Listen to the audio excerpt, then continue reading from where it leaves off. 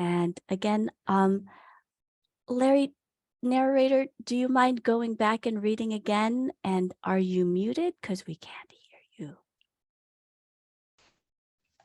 Can you hear me now? We can hear you now. If we could start back from the top. Okay. Thank you. Great. Dario's All-American Diner, a full-length drama by Comrade A. Panganiban. Synopsis. Dario's All-American Diner is about its struggling 40-something Asian American co-owner, May Dario, whose life is transformed after a violent attack on her family during the height of the pandemic. This full-length drama, set in the fictional Midwestern city of Lakeside, Illinois, explores how something positive and hopeful can come out of a traumatic act of violence.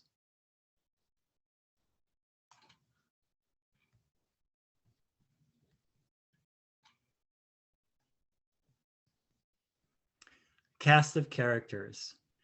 May Dario, 42, female, Filipina American. She's struggling to use her business acumen to navigate through the hardships stemming from the COVID-19 pandemic as one of the co-owners of her family's diner, Dario's All-American Diner. April Dario, 62, female, Filipina American, May's mom. Running the front of the house for the family diner she co-owns with her kids, April always manages to find the bright side of life with her smile, attitude, and quick sense of humor. Augusto June Dario, 35, male, gay Filipino American. June's the cook of the diner he co-owns with his sister and mom. He spends his time outside of the diner as a community organizer and explorer of other cuisines he can introduce the diner to. Derek Kim, 42, male, Korean American, May's ex-high school boyfriend who has returned from Berkeley, California, where he works as a lawyer, to taking care of father. Alberta Trevina, 64, female, Black American, has been April's best friend since her and her late husband and son Michael have been coming to the diner since it opened. Michael Trevina, 35, male, Black American, Alberta's son, and one of June's childhood best friends, until he started working as an engineer at the ILI auto chip manufacturing plant, where his colleagues radically changed his thinking. Setting. February 2021, inside Dario's All-American Diner located in Lakeside, Illinois.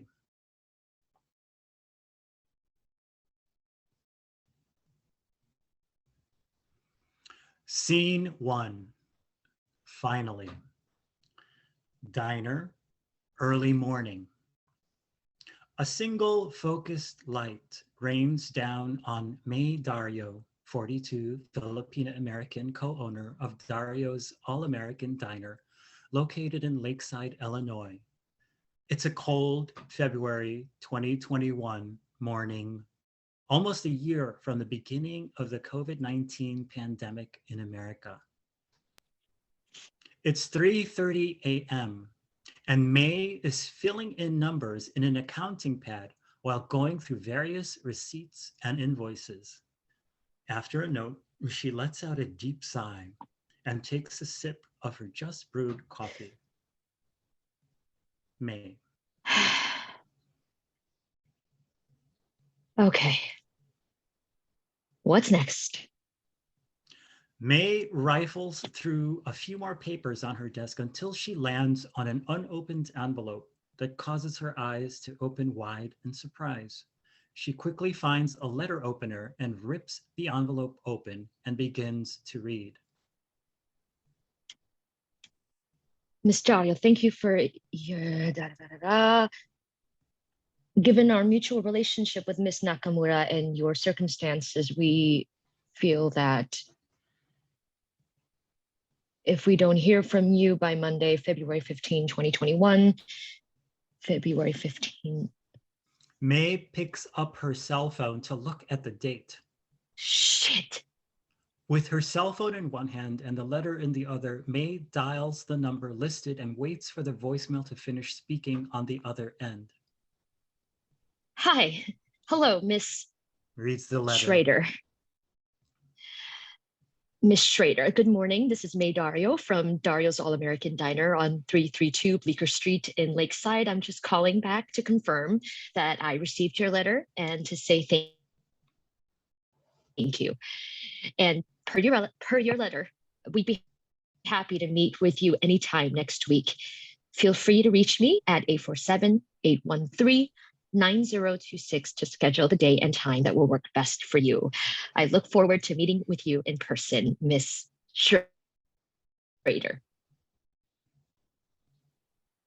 Again, it's Mario's All-American Diner in Lakeside, and my phone number is 847-813-9026.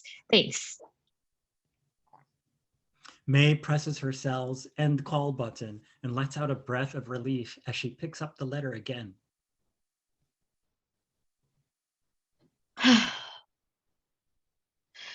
Finally. Just then, a loud crash is heard from coming outside and tires squealing away. No. No.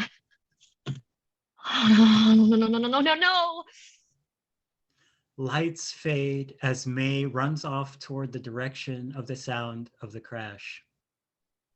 End of scene. Scene 2, wreckage. Diner, morning.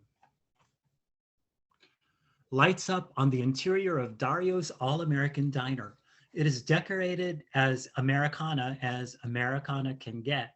Black and white checkered floor, a long counter with red leather covered stools beside it, and white tiled walls with framed posters of Norman Rockwell artwork. Square red leather covered tables with their accompanying seats are now stacked on one side of the diner. Enter April Dario, the 62-year-old Filipino-American co-owner of the diner, through a swinging door that leads to the kitchen. Before making her way into the main dining area, she pauses to look at something in the kitchen door frame and runs her palm over what she sees. She lets out a smile and moves on with the blue streaks in her gray hair swinging from side to side under the headphones she's wearing as she's sweeping a broom also from side to side while singing an upbeat song reminiscent of Let's Get Physical by Olivia Newton-John or Dancing Queen by ABBA. As April makes her way towards the front of the diner, she looks out the front window, stops mid-sweep, and takes off her headphones. What the f? Enter June Dario, the 40-year-old diner co-owner, cook, and son of April, through the front door wearing a winter coat, gloves, and a scarf with a piece of wood under his left arm while using his cell phone in the other hand to take a couple of photos of what's outside. As he makes his way inside, he's shaking his head while looking at the pictures he just took. June. Can you believe this? What happened? June holds up the piece of wood under his arm. Looks like a car played chicken with our parklet and the parklet lost. I hope no one got hurt. I hope someone did. June, you don't mean that. Mom, remember how long I worked on that thing? Yeah, it'd probably still be up if you didn't. Hey, it stood up through most of the winter, and it's not like we could afford anyone else to build it. I know. Who do you think could have crashed into it? Most likely an accident, black ice or something. Then, maybe someone left a note. Did you check? Through all that rubble? I don't think so, but maybe someone will tell us something when I post these pictures. I never understand how your social media works when you don't go outside to actually be social. Hello, COVID. Holding up his phone. This way is more safe for all of us and a lot of faster than any handwritten note. You never know. Most people do the right thing. It's a shame you couldn't birth any of that optimism into me or May. Do you think May knows? Enter May, wearing her winter gear while carrying another part of the parklet's wreckage, a sign that says, "Welcome." She does now. I'm so sorry, May. Holding up the welcome sign. Unless you did this at 3:30 this morning, there's nothing you should be sorry for. 3:30?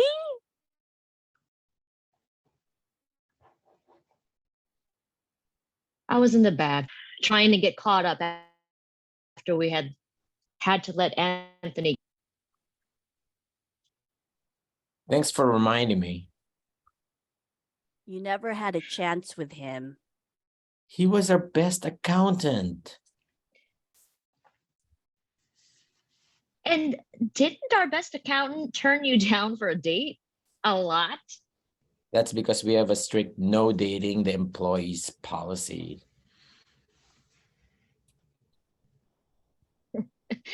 Well, he isn't an employee anymore. Ooh, that's right. He'd still turn you down. That's so messed up. So, what are we going to do about the mess outside?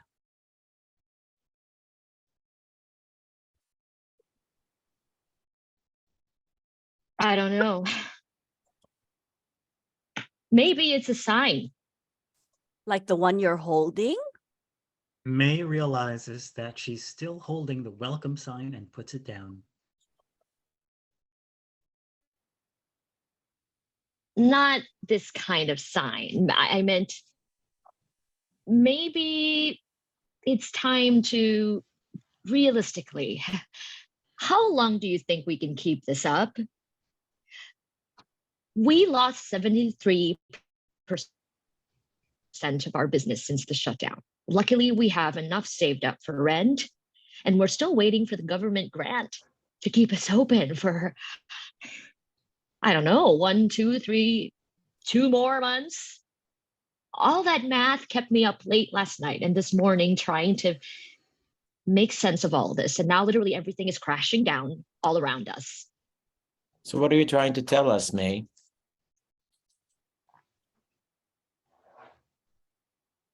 I was saying, We're not closing the diner.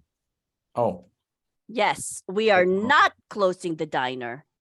yeah, May, we can't. Your dad worked so hard.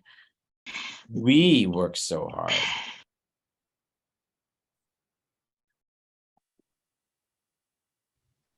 I know. Just looking through all and bills and the invoices, it's all in black and white. We'll get through this. I know we will. We always have. We have good customers. And where are they? Staying home, being safe. May, you'll see.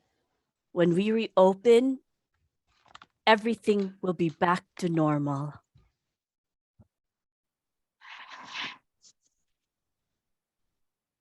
Mom, what is even normal anymore? Half of the world's population is dying from a virus that there's no cure for.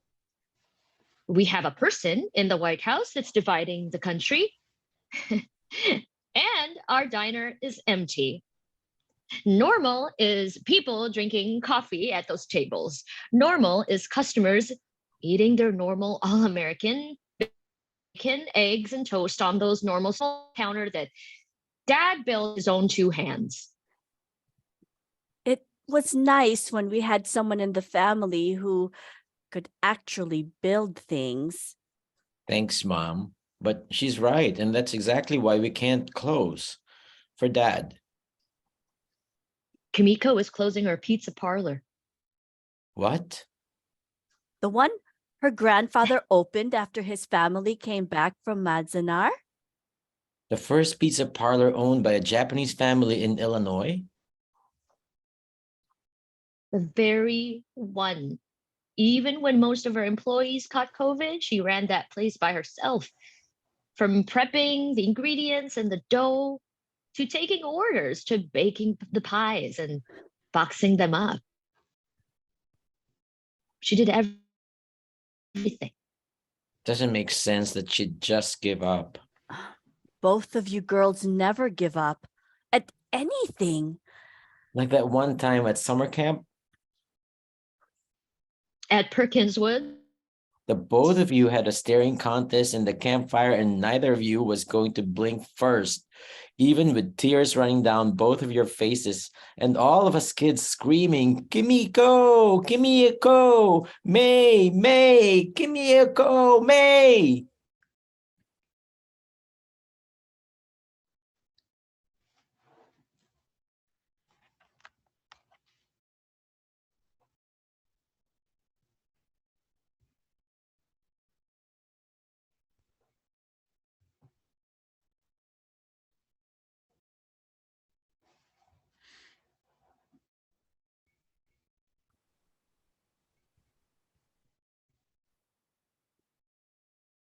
She would have won if those counselors didn't put out that fire.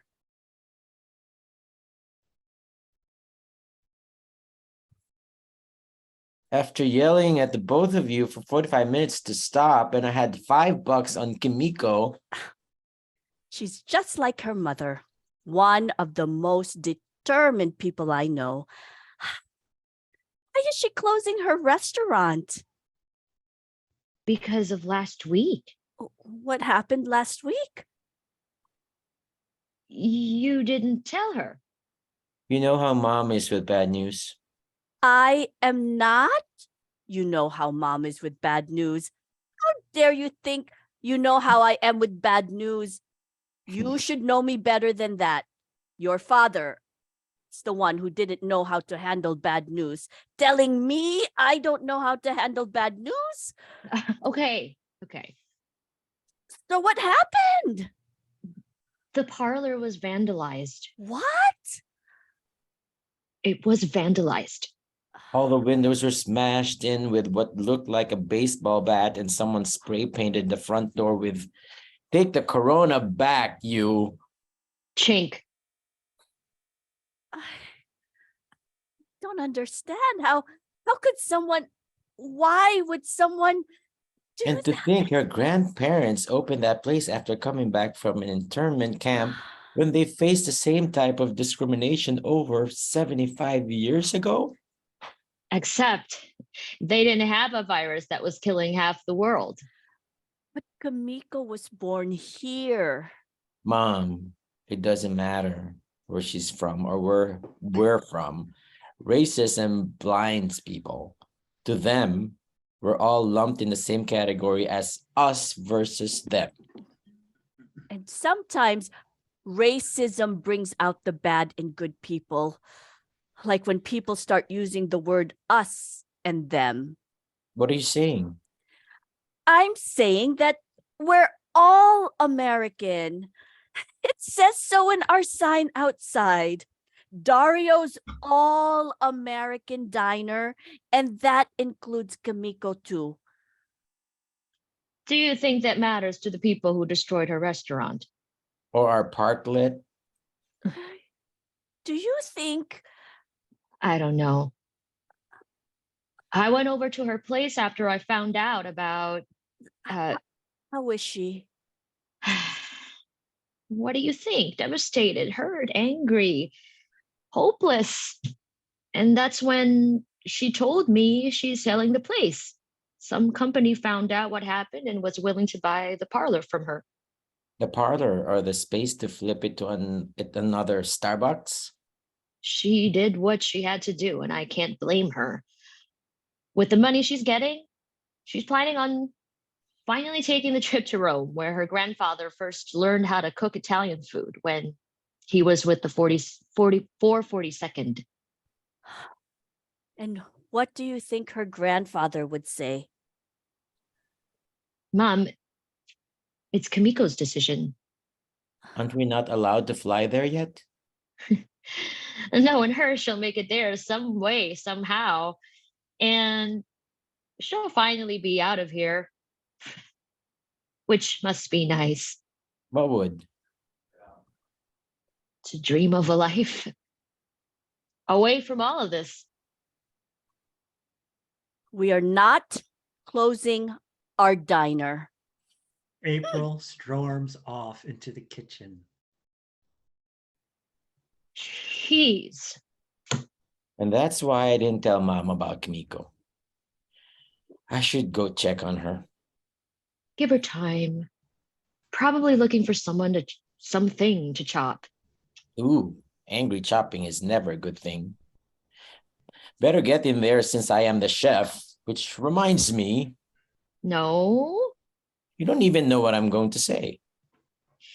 Every time you say chef, it's followed with long silog, top silog, and pork chop silog on the specials board. Sound good to you, ate?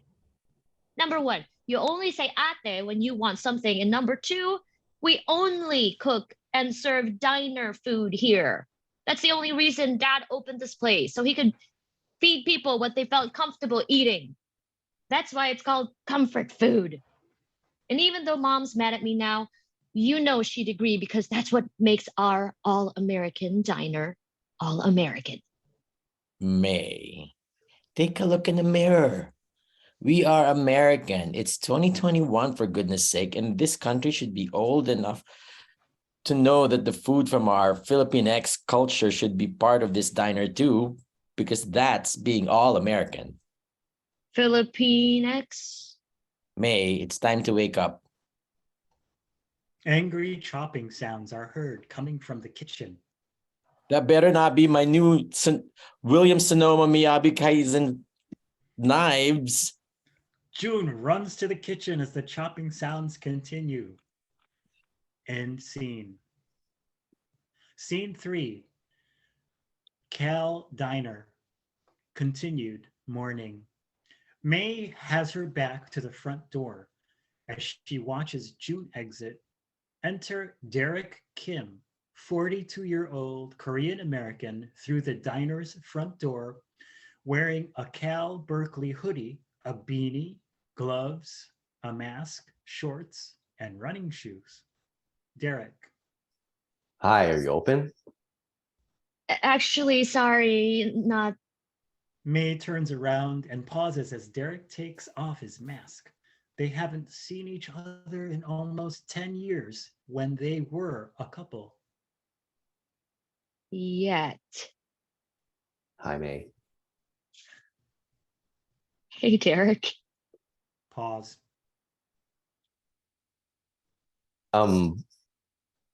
Well, I'll just come back later. No, you don't have to. Why are you See if you're open. not that, you dork? I meant, how long have you? Since last week. That's great. Wait, oh my God. Your dad? No, he's not. That's fine. Well, not fine. We were having issues at the place.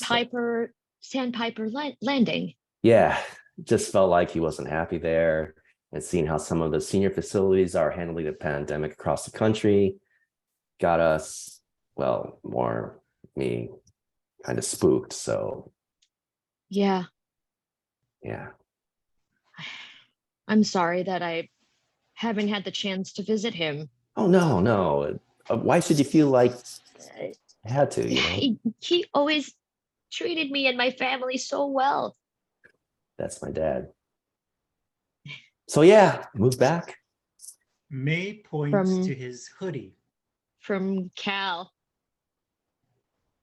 From Cal to be a caretaker. Must have been hard to leave that big law firm. How did you know? Sorry. June told me a while back. He said he had heard it from Michael. Oh, yeah, that makes sense. When Michael visited for a job interview out west, sucks that he didn't get the gig. I'm sure Auntie Alberta was glad, but it worked out since he landed what we hear is a sweet engineering job here in Lakeview at ILI. Wow, Illinois lab industries, big time.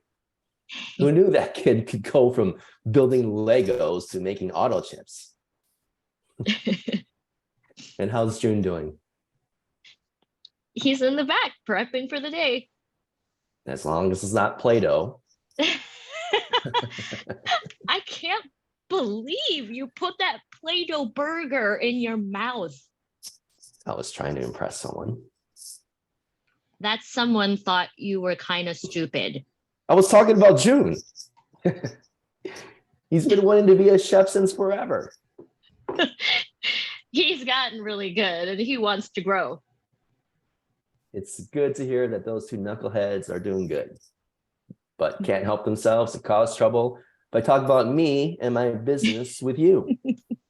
They told me. I didn't ask. At least they're so close.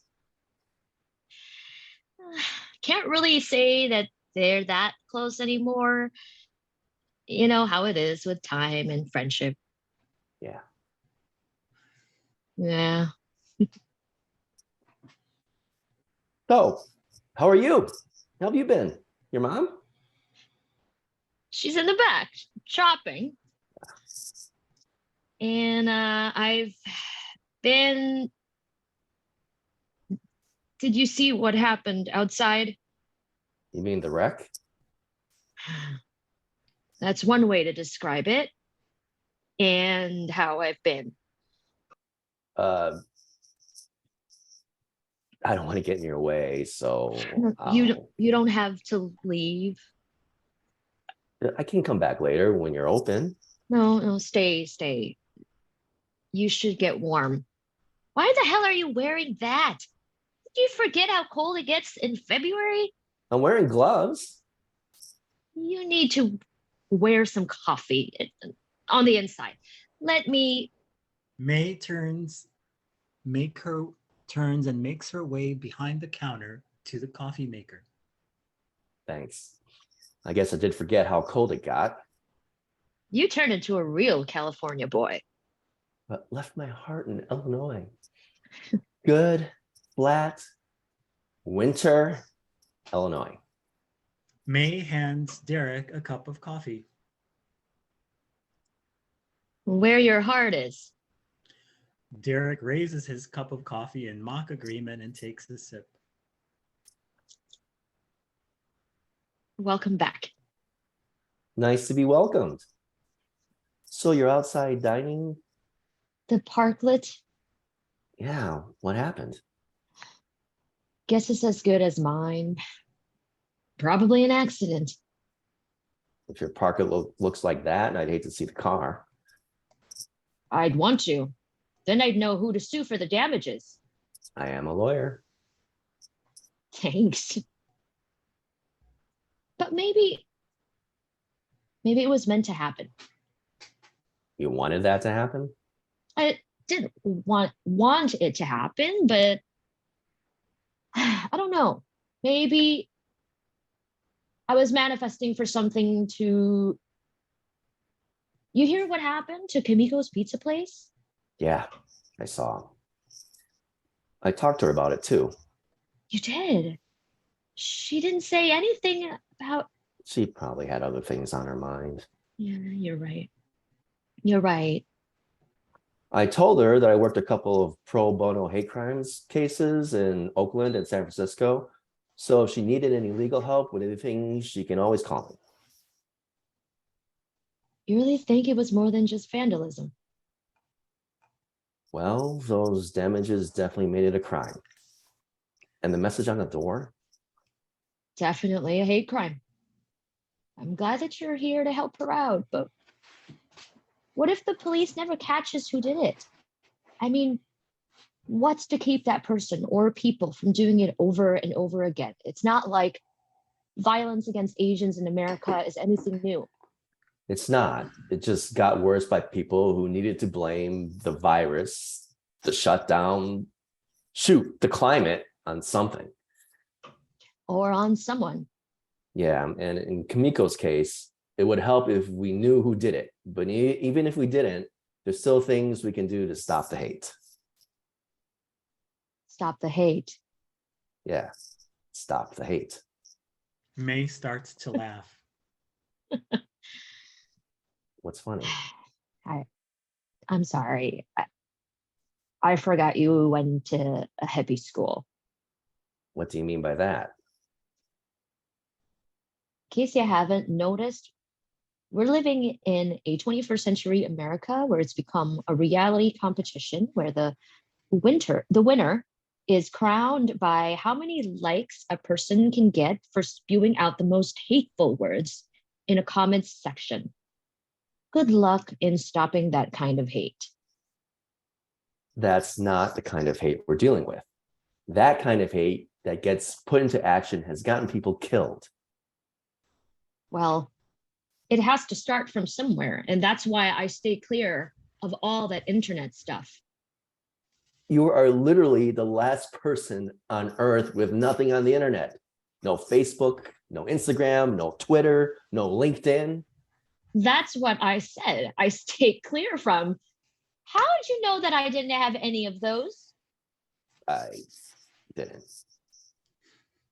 I just said it more as a fact, like you are literally the last person on earth without Facebook, IG, Twitter, et cetera, et cetera. Did you really think I've Googled your name to see how you've been or what you've been up to or You who you're didn't? seeing? If we can get back to the topic at hand, what I'm trying to say is that social media is an important tool in stopping hate crimes and incidents. Even if we don't catch the people who vandalized Kimiko's place, the more of these crimes we can make public, the harsher we can make the punishment for anyone who commits them. Spoken like a lawyer. But can only be put into laws by politicians. Derek gives May an unspoken, I was so inspired by you smile. What's up with that look? What look? That you could have been way better than you are now look. Whoa. I would never give you that look or even think of it. I know we haven't talked since, but you know me better than that, man. I mean, or at least I hope I'd hope so. You're right. I know that you wouldn't. Just been a long morning. Yeah, I get it. It's just, I'm sorry that you can even feel like that. I would never do or say anything to make you feel like anything less than you are. And if I did, I am sorry. Truly. Pause. Look at us in our 40s and apologizing for things. Something you never did in high school. Hey, Face the facts, May Agapito Dario. You always thought you were right, especially when you knew you were wrong. hey, Case in point, Rosalind Onwude. oh my God, our junior year debate team. You accused her of stealing your note cards on the 1965 Naturalization Act. It was the Immigration and Naturalization Act of 1965, which you still beat her by defending that act. also known as the Hart-Celler Act. That removed policies against Asians and Southern and Eastern Europeans and Asians from immigrating into the United States that had been in place since the 1920s. I was fired up. Because you thought Roz stole your research notes, which you conveniently found at the bottom of your backpack the next day. I told her I was sorry. I found my notes yesterday, Rosalind, but you still did a kind of good job. Doesn't really constitute an apology. Fine. I guess I shouldn't have used the words but and still. And kinda Damn!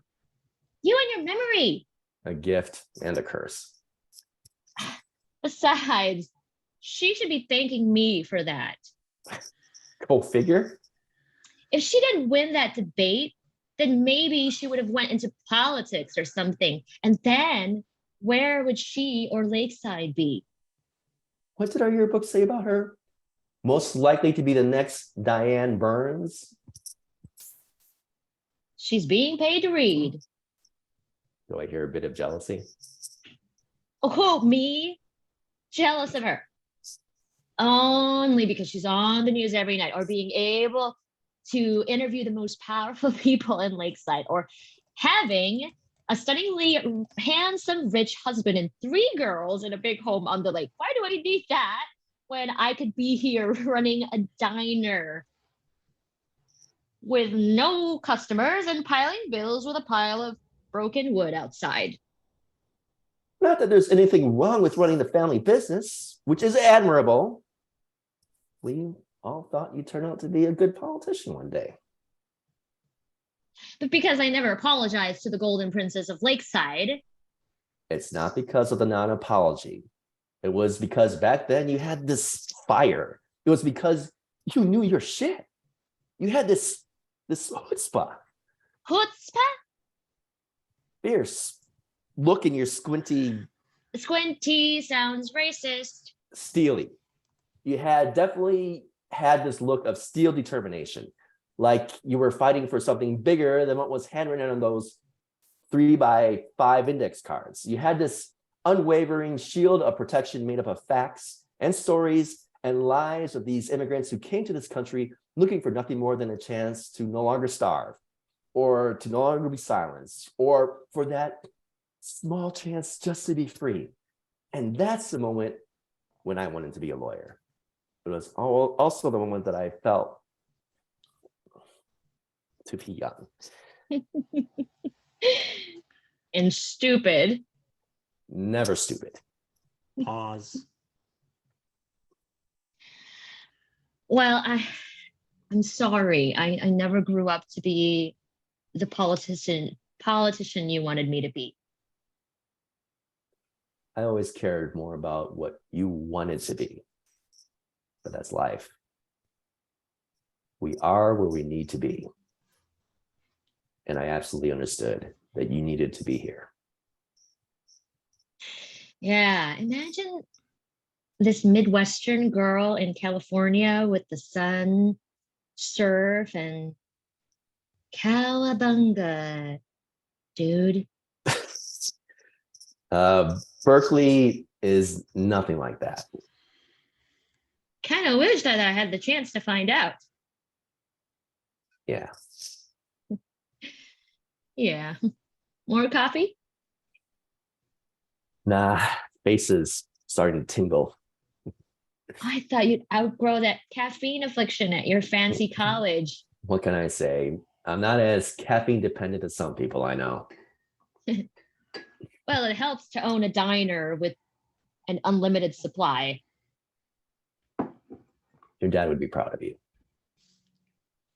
Would he? Of course he would. I mean, look at this place. Well, with the exception of the woodpile outside, but on the inside, it still looks exactly the same as you left it. I don't know. I kind of feel like he'd be more proud of me if he had a couple of grandchildren running around here. So he'd know that more Darius would be running this place for a couple more generations. Yeah.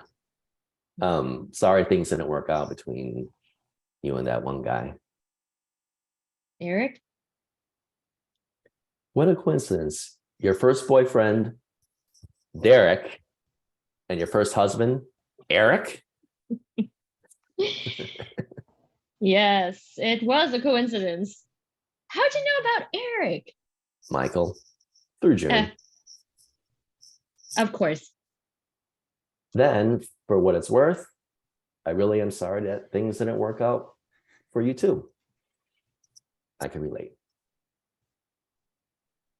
Oh, did your significant other run off with an Italian airline stewardess too? Flight attendant is more PC now, and no, she didn't. She flew off with a flight attendant from Paris. Europeans Damn Europeans with their accents and their foods and their accents and their culture. and their damn accents. French accents are pretty fucking sexy. Derek shoots her a daggered look. That's something I'm not going to apologize for. A resigned Derek lets out a sigh and nods his head as he says, French accents are pretty fucking sexy. Thank you. But do you know what Europeans don't have? Je ne sais pas. They don't have the best all-American breakfast combo number 3 in Lakeside. May pulls out an order pad and writes down the order. With country potatoes, right? Dad loves the country style. An English muffin with the edges toasted golden brown. Who has a photographic memory now? I try. And you? I have the toast. Excuse me? French toast. I'm sorry, what was that? French toast, okay? Oh, I've been craving it since I got back, and nobody knows how to make them like how your diner makes them in California.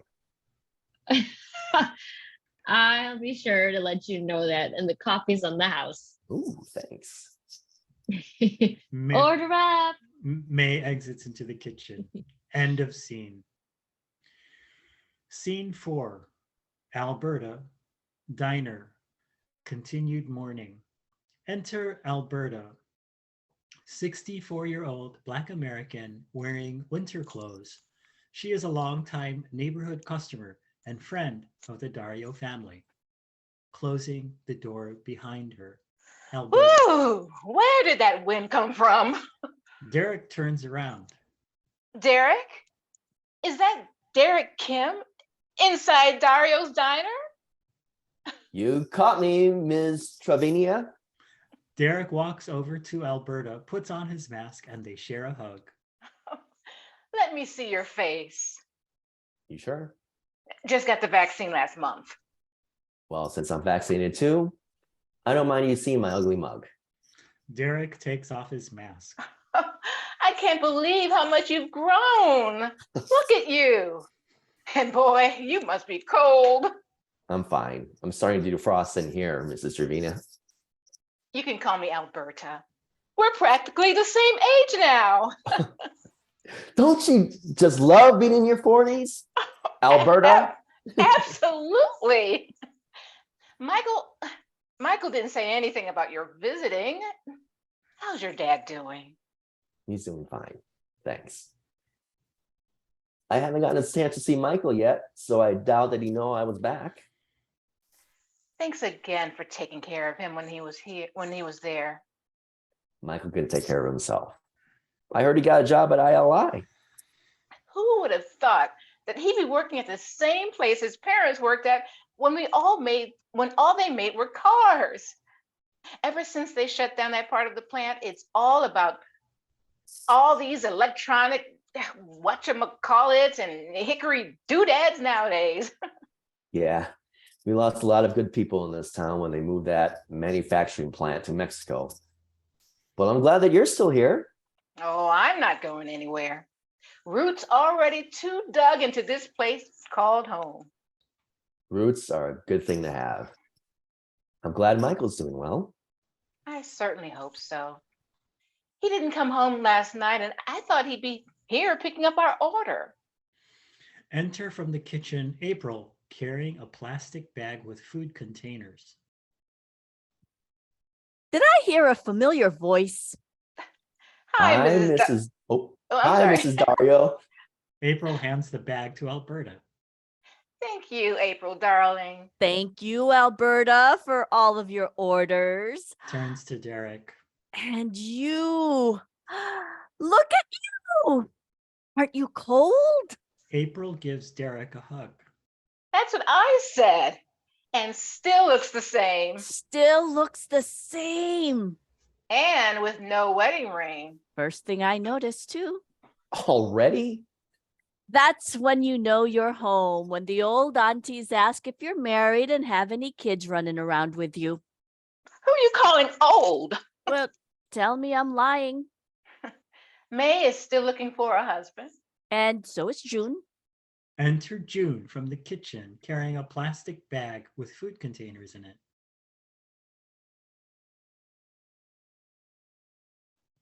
And so is June what? Single. Oh, not you too. June hands Derek his order and they give each other a bro hug. What up, brother? What's up, June? Oh, you know, surviving the modern world of being a gay single activist chef in a small podunk town in the middle of nowhere. A chef who makes the best breakfast combo in Lakeside. Thank you. A chef who cooks like his father. Thanks, Mom. A chef who makes the best French toast in the world. Didn't your wife leave you for a French pilot? He was a flight attendant. Oh, did he have an accent? Ooh la la. I wouldn't know. Well, I'm not mad at their style. And I'm not mad at how they kiss. Mom, Enter May coming from the kitchen. Who's kissing who? not Mom. The Dario family is here. April, May, and June. And Uncle Augusto will always be here too. Thanks. And I guess this is where we'll always be. Assuming that there's still going to be a we in the here. Not now, Mom.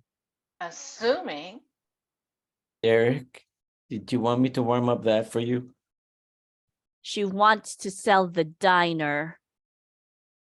To You May. didn't say anything about that earlier. May, you're kidding, right? Of course, I was kidding about it, Mom. You don't really think that I was serious about selling Dad's diner. Sounded serious to me. Me too. I was just frustrated and tired. And what happened outside?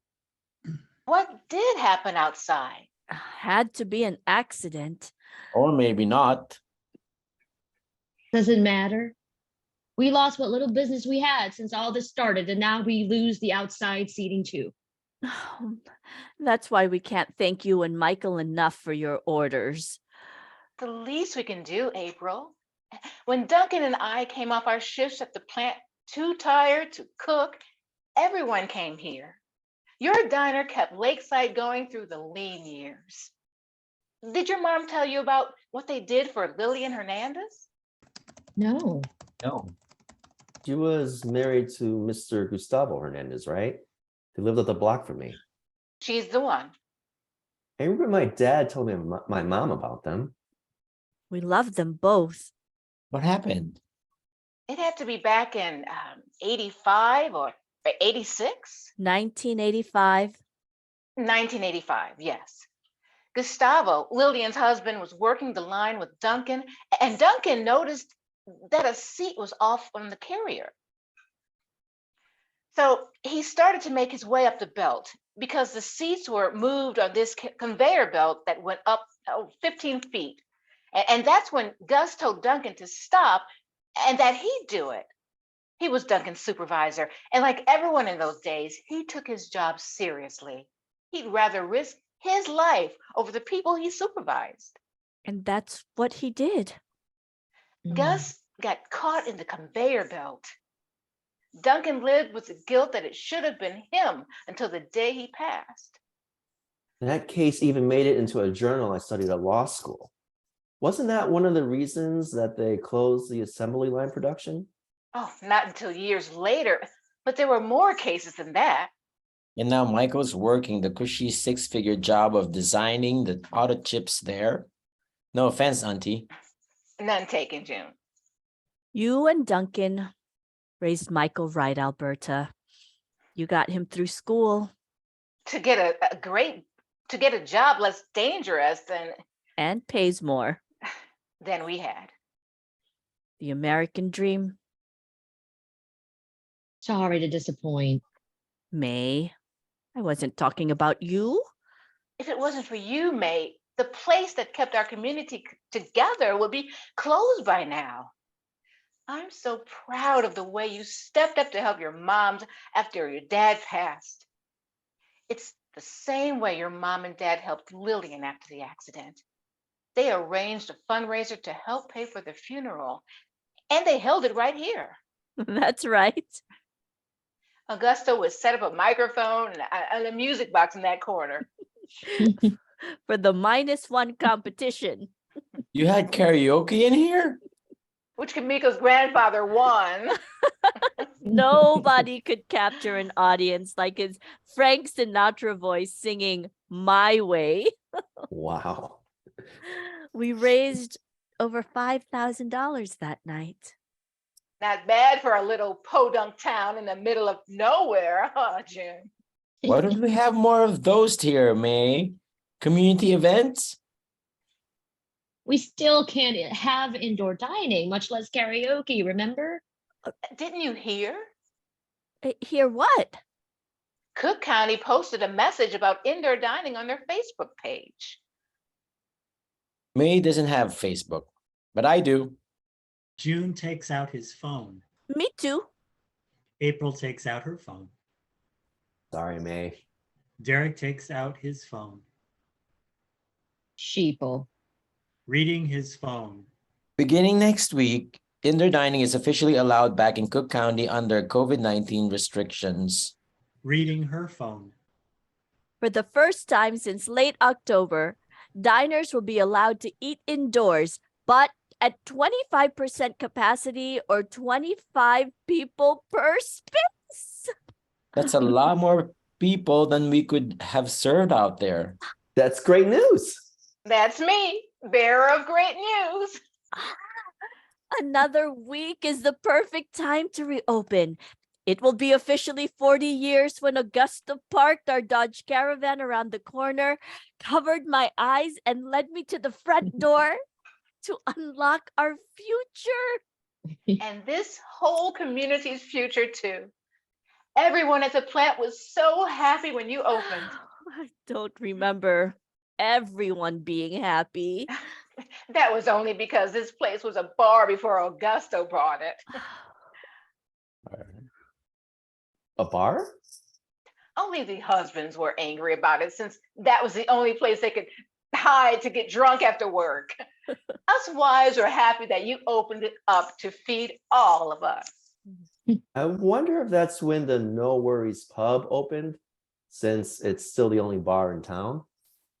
You can keep the No Worries pub. Dario's All-American Diner can open up again next week.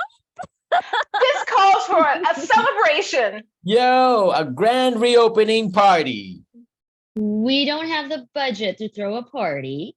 And don't you remember how much it costs to advertise in the paper? It's 2021, May, not the Stone Ages.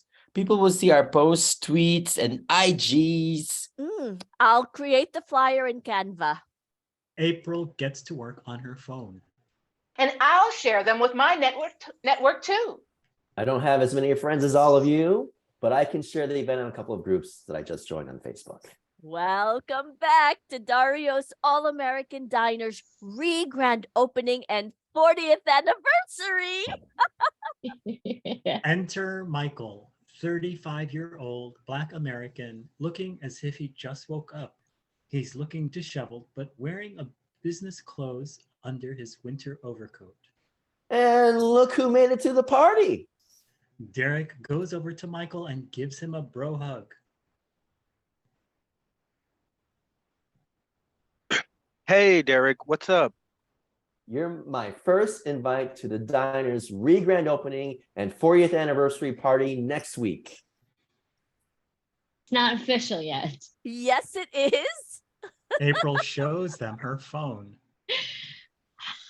How did you do that so fast? Thanks. I'll be there. Hey, everyone. Hey. Hi. Hey. Hi. Morning. Morning. Sorry to burst a good mood in here, but what happened out there? Either a car hit our park lid or we got big termites. Did they catch who did it? Nope, not yet. Well, that sucks. Hope you catch whoever did it, whoever did do it. Thanks, Michael. The diner's phone rings and May goes to answer it. Dario's All American Diner. Oh, hey, Steve. What's up? Whoa, slow down. What? May exits into the kitchen. Derek very nonchalantly. So Steve, her new boyfriend? Yes, and he's very French. Michael to Alberta. I thought you were going to wait for me at home to drive you here. I still have 2 feet and I didn't want our food to get cold. Why? That's why we have microwaves. You know it doesn't taste the same as it when it comes out of their kitchen. Well, it's still to bring it back to our house. But not much longer, since your mom said that we can open our restaurant again. It's more like the county said it. But I was the bearer of the great news. Nice. Congrats on the reopening. To Alberta. Are you ready? June looking out the window. Yo, Michael, is that your new ride? Derek makes his way to the window. Whoa, is that a Range Rover? Not just any Range Rover, it's the new 2020 Land Rover Sports SVR in Firenze Red. I can't even find a new car on a lot. The auto chip shortage must be doing a doozy on your industry. Especially on the American cars that Michael works on. Those Japanese cars seem to be coming back with their chip things. Those chips are brains of the car, Mom. So that makes Michael here a brain surgeon. As long as it doesn't include any blood. In junior high, homeboy fainted in biology class before we could even cut into a frog. And who threw up on terrace when we had to eat mealworms and crickets in the class. Isn't that the girl that you had a crush on? Until he turned her white sweater red and yellow with bits of corn and hot dogs. And that's the moment I knew girls weren't right for me. Or anybody else? So no layoffs at ILI? Nah, we good. Wow, those cars start out at 120,000. Everyone looks at April.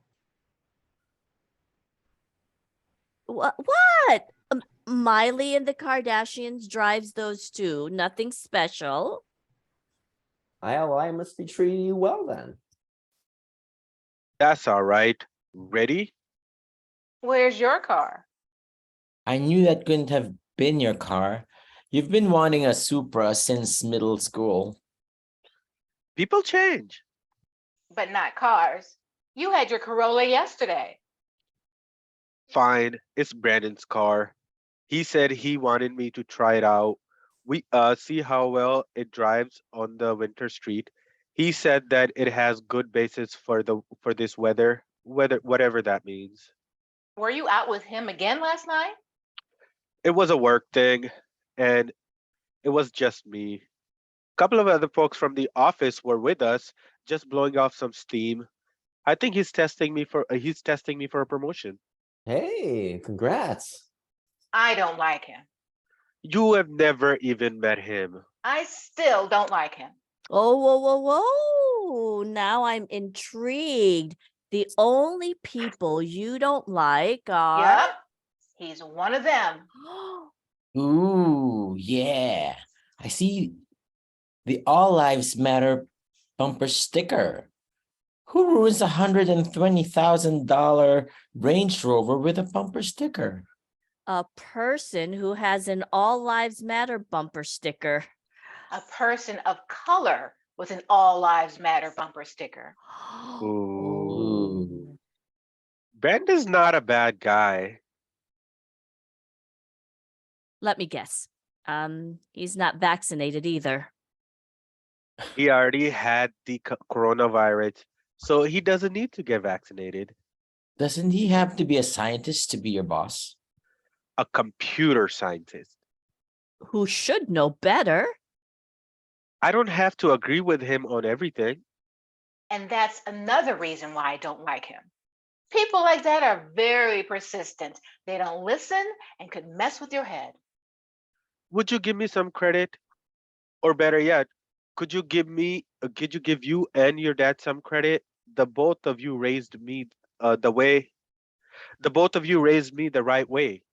Mrs. Dario, you and Uncle Augusto raised me all the right way too. You all know me. I'm not going to turn into some sort of a bad guy. Okay, fine. Brandon may not be the best person in the world. I see that. I see his faults. But have you ever called him out on them? I'm not his parent. Beside, he's all talk, absolutely harmless. He's harmless until he does something that affects someone else's job or yours.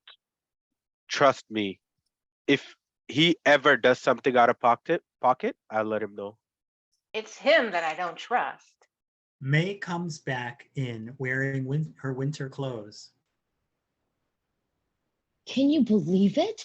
Steve's refrigeration unit shorted out and our meat only has a few hours before they start defrosting and cooking on their own. June, can you clear out some room in the walk-in? Oh, he's not going to deliver it? All the other restaurants are going there now. I'll go with you. It's been a while since I talked to Meredith. This isn't a social call. I need Meredith's matzo ball soup recipe. You too, Auntie? April and Alberta get their winter gear on. Oh, don't get your panties in a bunch. We'll be quick. We promise. Fine. I'll be warming up the car. May exits out the front door. I've never seen her so stressed out. Meredith's matzo ball shop will relax her. And if that doesn't work, I got some of the edibles we tried last week. Those better not be from my stash. What's family for if not to share each other's stash? I can give y'all a ride. I'm not going anywhere near that car. I don't know what kind of diseases or ignorance I can catch in there. It's just a car. April and Alberta get all of their things together and start to make their way out to the door. Alberta hands her food order to Michael. Then you can take our breakfast in that car back to our house. I better see the Corolla that your dad bought for you for your high school graduation in the drive when I get home. I better get going too. Derek gets his order and starts to head out the door.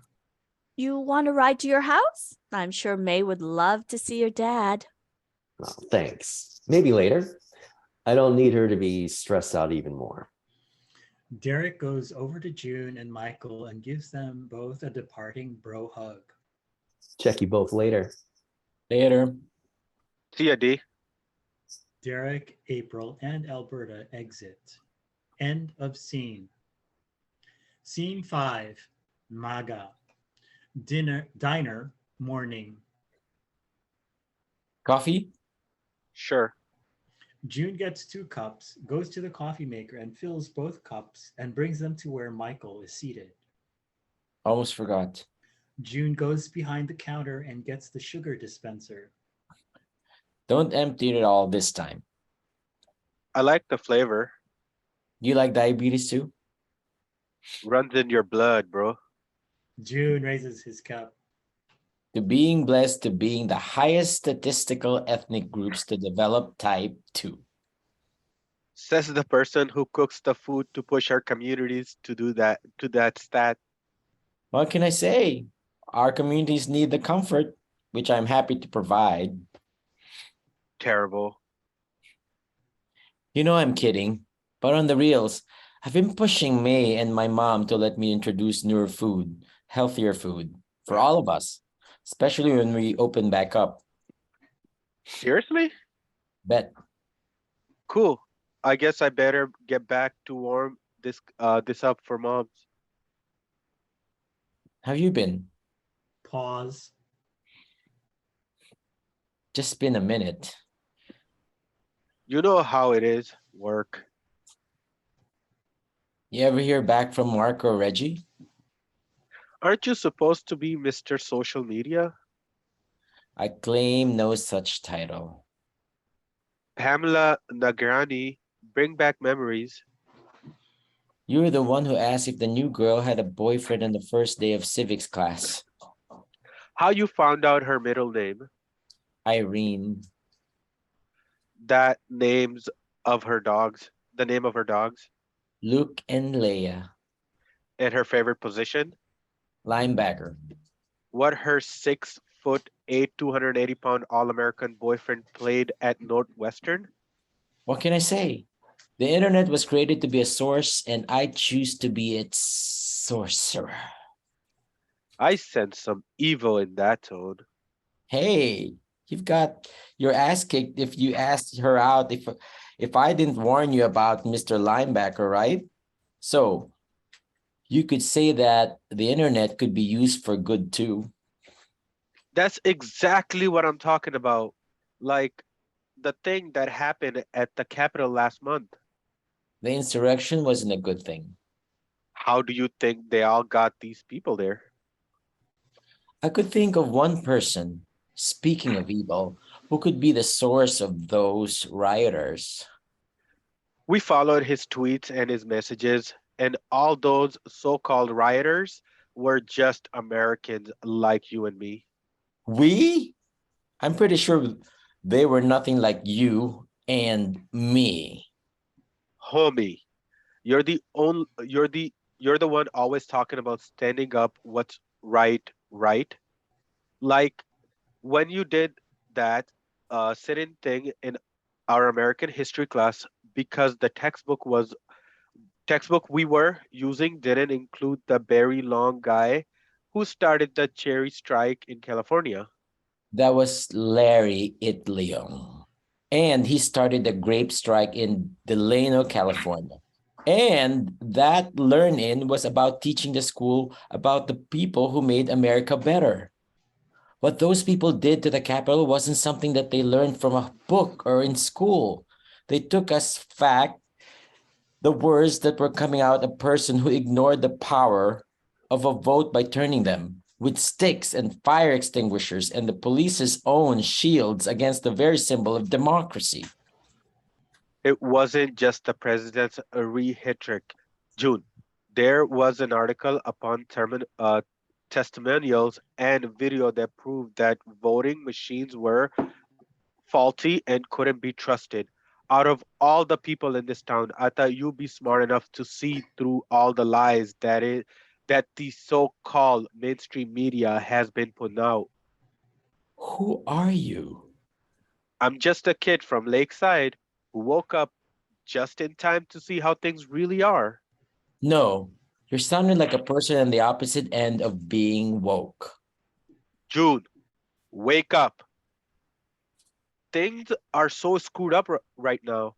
How do we become a country filled with smug lives, corrupt elitists, and overly sensitive tree huggers? They turn their back on the real Americans who don't want our taxes to be used for people who come into this country illegally, or that the jobs that we create won't get moved to another third world country, or something even more evil, a government agency making people think that a shot, a mask, and a smile can really stop virus that was created to kill us. Yo, I'm just. Does your mom know about how you feel about all that? She wouldn't get it. I don't get it. I didn't think you would. I just don't get how I could know you all my life and you know how we were both raised could be so. How did your heart grow so cold? And how could you believe that when anyone has a different opinion than you, we're cold? It's opposite. We're fired up because it feels like no one cares about us and our lives. Care about you? Woo-hoo! Rolling up in the fancy Range Rover bought with a fat salary that's definitely not trickling down to the people who really need it. Don't talk to me about caring. I got laid off, okay? What? I was few months from finally paying off their house. Dude, And after paying off my student loans, no handouts for me. Mike, They ref- they refinanced their house just so that I could finish school. I'm sorry. They took away my chance to pay back the only people that I cared about. Corporate scum. If they never bought the virus here, I still have a job. ILI, Who do you think? I think you need to chill. Chilling is the last thing we need to do. Who's we? Just then, Derek runs to the entrance. Let's go. What are you? Your moms and May were attacked. What? Where? Steve's parking lot. I was driving by when I saw some kind of commotion. Are they still there? An ambulance took them to Lakeside Central. Let's go. As they start to leave, Derek grabs Michael by the arm. Michael, What? We gotta go. the person who did it, What? I thought we were in a he drove off hurry. in your car. Your car. Do you know who did this? Feeling an anger swell in him, Michael runs out of the diner. Michael! Let him go. I'll drive to the hospital. June nods his head in agreement and both run out the door. Blackout. End of scene. Scene 6. Nightmare. Diner. 2 days after scene 5. Lights up on the diner. It's been a week since the attack. April and Alberta are at a table with coffee cups in front of them.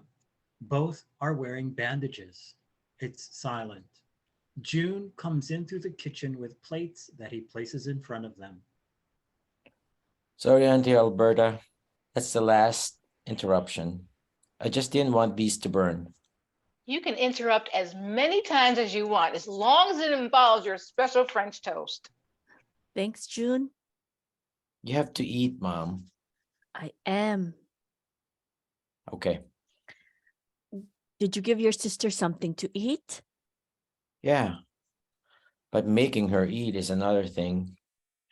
Why don't you ask her to come out here? She says it helps to keep her mind busy with some paperwork in the office.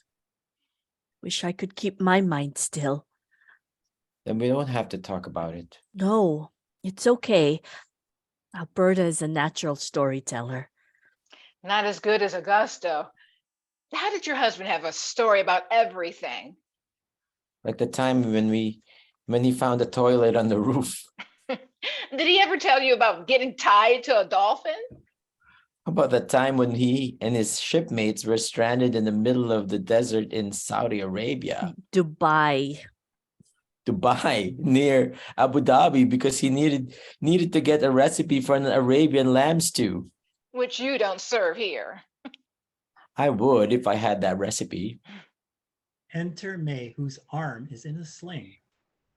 No new menu items. I don't even know where I'd get fresh lamb around here. Definitely no. Did you keep your mind busy enough back there? Not busy enough. What were you talking about? About how Dad could tell a story.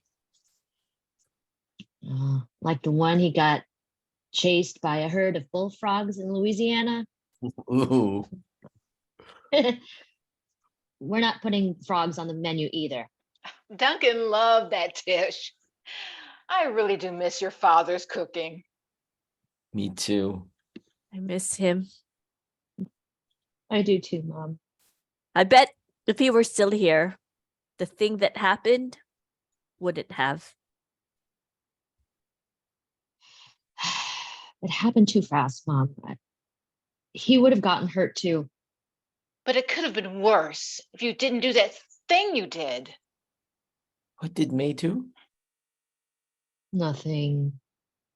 She put her keys in between her fingers and sliced the guy in the face. If you didn't go up to him first, Auntie, I would probably wouldn't have the time to do that. What did you did what, Auntie Alberta? I don't know. Everything went by so fast. Right after we parked the car, another car came up behind us and a man got out. It was Michael's car. Except that the front of it was smashed up. He got out of his car and started yelling at your mom. You're the reason for all of this. And then he shoved your mom to the ground. I think I blacked out because all I remember was curling my fist into a ball and firing it into that guy's face. Right before he tackled you. And the next thing I knew, Auntie Alberta was swinging her bag at him. I did get him good before he threw me to the ground, too. And that's when I got my keys and slashed him a couple times. I think that's where I hurt my arm. When he saw Steve come out of his store, he got back in Michael's car and drove off. Are you sure it was Michael's car? It was the same car we bought him when you both graduated from high school. Why would that guy have his car? The All Lives Matter bumper sticker guy. The tension and pace of retelling the attack finally hits April and begins to cry uncontrollably. June goes to her to wrap his arms around her. It's okay. It's okay. It's okay. Oh, April. You're safe now. Save! Save! What is save? Did you see that man's eyes when he got out of your son's car? He wanted to kill me. I've never even seen him before, and he wanted to kill me and all of us. It doesn't make any sense. I can't sleep. I can't eat. Because when I close my eyes, I can still see him. I can still hear him yelling, "You're the reason for this." Reason for what? For living? For being Asian? For being me? What did I do? Tell me, what did I do? You did nothing, Mom. You did nothing. We're with you, Mom. I'm sorry. I'm so sorry. Alberta gets up and begins to leave. Auntie Alberta, don't go. It's still cold outside. No, I understand. I can't. Auntie, she didn't mean that. I'm She didn't- sorry. Alberta leaves. Come on, Mom. Let's get you to the office where you can lie down. That's a good idea. Go with June, Mom. April nods her head and is helped up from the chair by June. Both exit through the kitchen door. End of scene. Scene 7. Notice. Diner, 2 days after. Enter Derek from the front. Derek. What happened in here? I saw Alberta walk out in a daze and wouldn't even say anything when I asked her if I could drive her home. My mom said something about Michael. Oh, yeah. You hear from him? MIA. Guess him and his friend got away. You really think Michael had anything to do with it? His mom got hurt too. June told me about what they were talking about before the incident. And from what he was saying, Michael's not the same person anymore. Like, he's changed. Like, he sounded like the president of the Tucker and Hannity fan club. You really think they have a fan club? I wouldn't be surprised. I wouldn't be either. So your mom blamed Alberta for Michael? She's just upset. I know she didn't mean it. You know, she's never like that. But ever since that happened, she's never been this quiet in her whole life. She's the epitome of half glass full. More like grab the mop. Her love for life is spilling all over the floor. The absolute opposite of you. No offense. None taken. You're right. And when we were here earlier talking about, you know, The attack? yeah, that.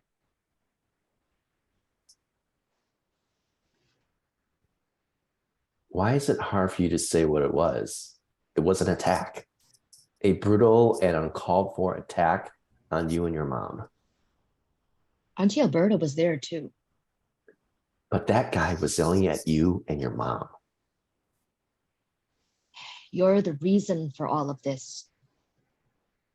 That's something you need to talk about. I didn't know you got a psychology degree too. Roz wants to help. Why haven't you returned any of her calls? She send you to spy on me? She cares. Everyone in Lakeside cares. She can help you to tell your story. Not only to everyone in the city, but also to the country. Oh no. I'm not going to exploit my mom's pain for people to feel sorry for us. That's the last thing I'd ever do. You wouldn't be exploiting her. You'd be helping others. By making them feel better that it wasn't them. No, by putting a human voice to a violent crime. Great. I'd be the face of pity. Not if you talk about what happened. Roz's station did a report last week about the rise in anti-Asian hate since the pandemic started.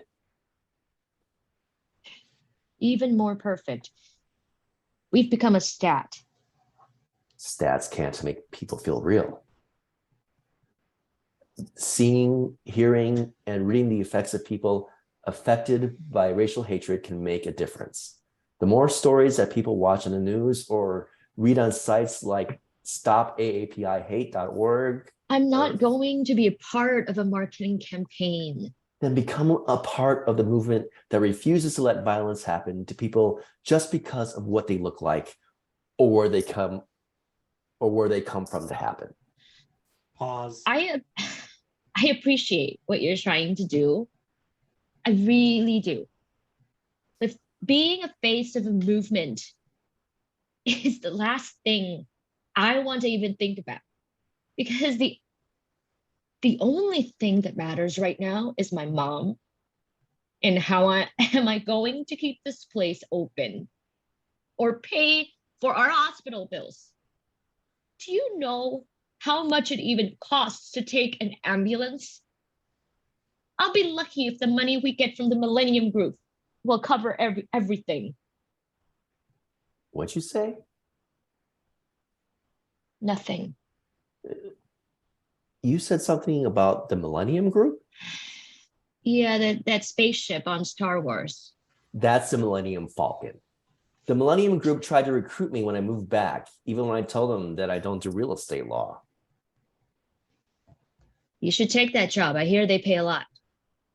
Is that what Kimiko told you when she sold her pizza parlor to them? That's what I'll find out when I meet with them tomorrow. When were you planning on telling everyone about this meeting? Before or after the diner's grand reopening? The reopening should be the last thing on my mom's mind. That's the only thing she's been talking about.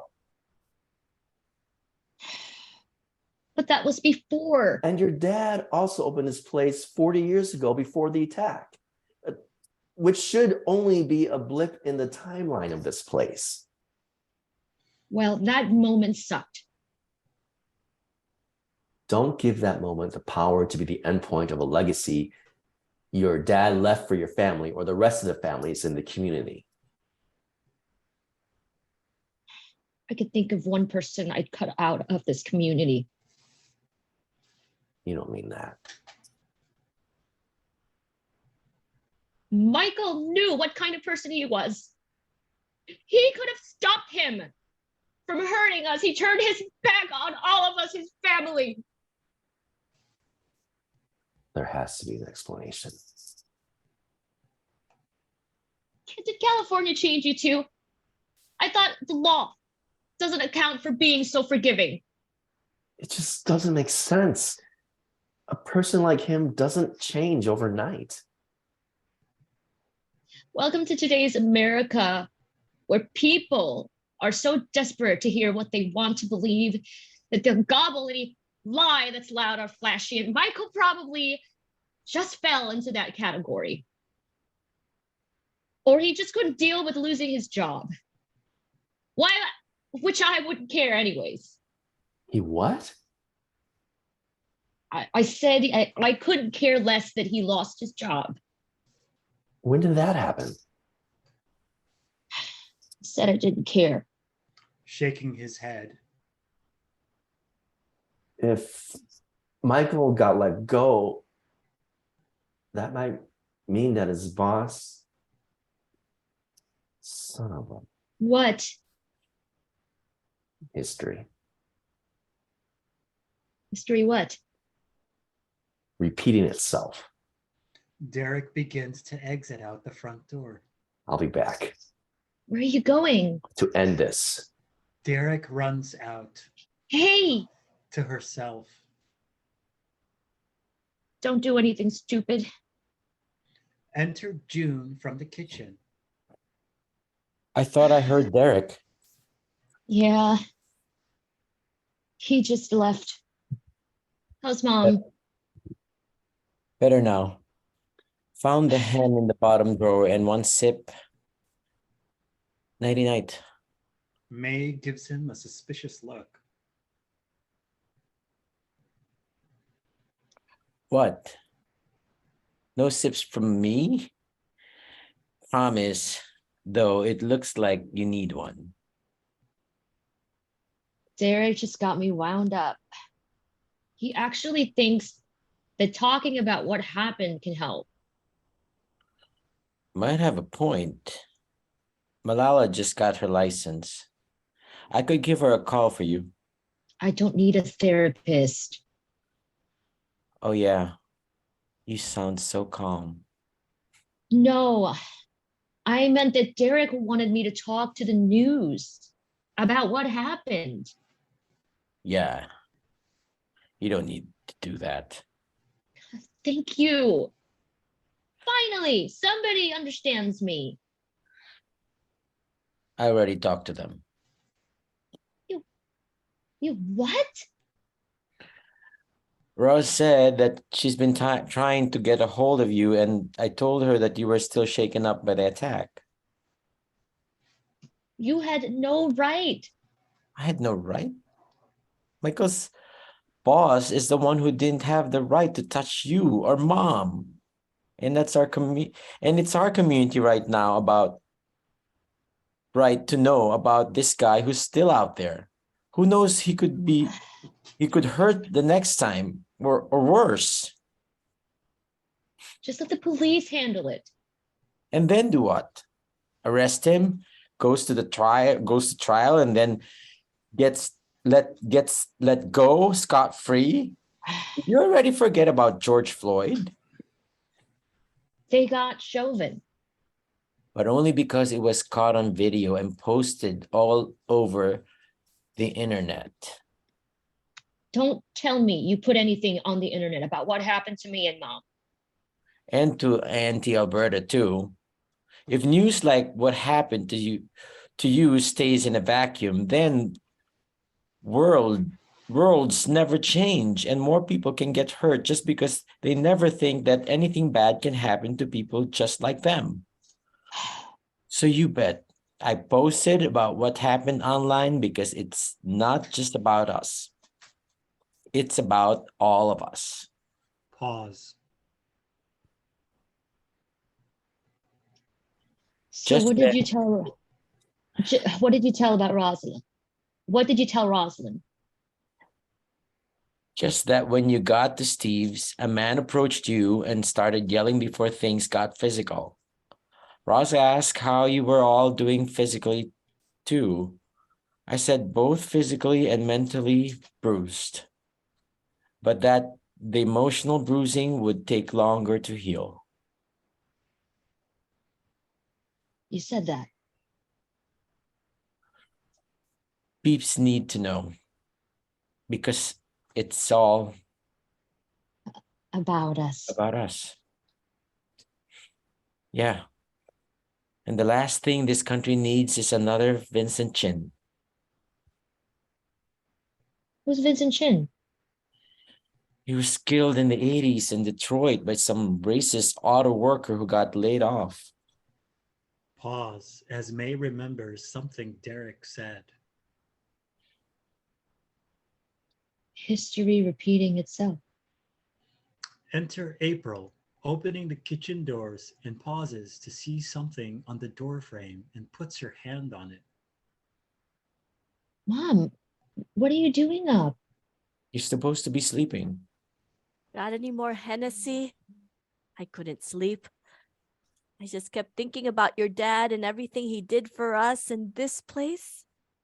Looking at the door frame and points to each mark.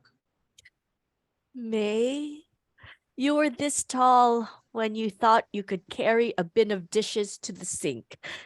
June, this was when you broke your leg pretending to be Spider-Man by jumping off that counter. May, when you came through those doors, when Derek took you to the prom after you got dressed up in the office. Do you think the new owners will let us keep this? What? April takes out the letter that May opened up the morning of the parklet wreck. I hope the Millennium Group offered you a good deal. What are you talking about? April holds out the letter for June to take. He begins to read it. Mom, Do you think Kimiko could use a travel buddy to Italy? Looks like I'll have some free time. Mom, May, what is this? You're selling the place without even telling us? it's just for a meeting. We own this place too. You can't just sell it without telling us. It was just a meeting. Sell it. Sell all of it. Throw in that damn door frame. It's not like that, Mom. Why are you concerned about any of our feelings all of a sudden? You never wanted this place or this life anymore. It was our fault that you never got to have a real life anyways. Turned down your scholarship to go to your dream school because California was too far away. Now, you're free to go wherever and with whoever you want to. No, she's not. June. No. Of all the selfish things she could have done to betray me, you and Dad. Selfish? Yeah. Me? Selfish. What did you expect us to do? We're losing money just by staying open. Your community has left us, and now add all the hospital bills on top of everything. How can I be the only one knowing when it's time to move on? We had a good run. 40 years isn't a run. Fine, we had a good marathon. You're missing the point. The point is, what's the good of trying to have a 41st year when we can't pay for rent, electricity, or food, when it feels like no one needs us anymore? Enter Alberta from the front door carrying a box. Auntie Alberta. You know what? I do not have pages 70. I don't have a page until 76, so I don't know why I don't have those pages. It's fine. No, it's kidding. Sorry. Yeah. It's the next line. So it's fine. Okay. I got you. I got you. Yeah, I don't have. Yeah, I'm sorry about that. Can you see where Oh, we yeah. are?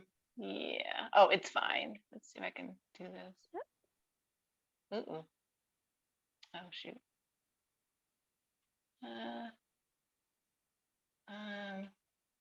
I see it's fine, but yeah, I can't make it scroll up. Sorry. Okay. Like you're scrolling for me.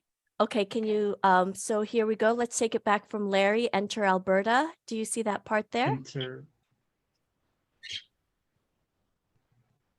Take it, Larry. Enter Alberta from the front door carrying a box.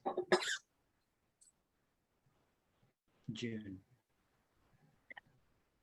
Auntie Alberta. I'm not staying long. I just wanted to drop these off. April? It's fine. Alberta puts the box on a table. I just wanted to return. June goes to the box and picks up Pyrex dish.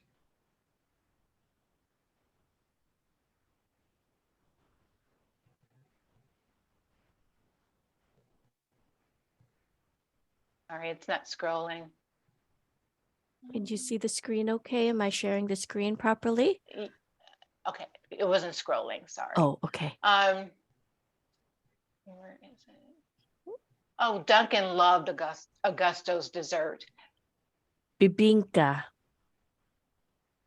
Alberta, how come you never make anything like that? I told him it was because I didn't want his diabetes to get worse, and he'd say, What's life worth living if you don't live? exactly. Duncan always had a way with words. June takes out a pot. I haven't seen that since. Sorry, I forgot that we still had it when you came over. For Michael and June's christening party. I remember this. He only used that pot to make His famous adobo made with coconut milk. Coconut milk. June takes out the last item from the box, a picture frame, and shows it to April. The last picture we have of both our families together. Now I have it. I have the script now. Damn, May. I forgot how much you liked Friends. I didn't. Everyone else had the Rachel cut too. June takes off a piece of paper that is taped to the back of the photo. What's this? May, remember when I asked you for a copy of your graduation speech? As we move on to the next journey in life, don't ever forget what brought us to this point, the moments of pure joy. June, reading from the paper. The lessons learned from being hurt. And above all, April, reading from the paper.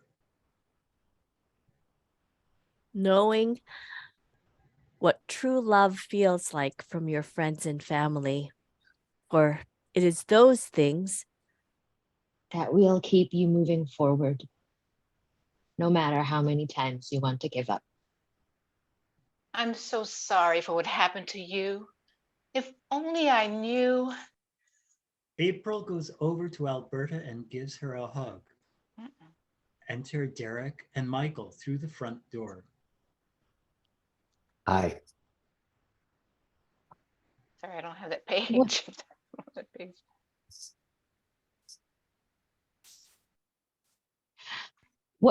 What's he doing here?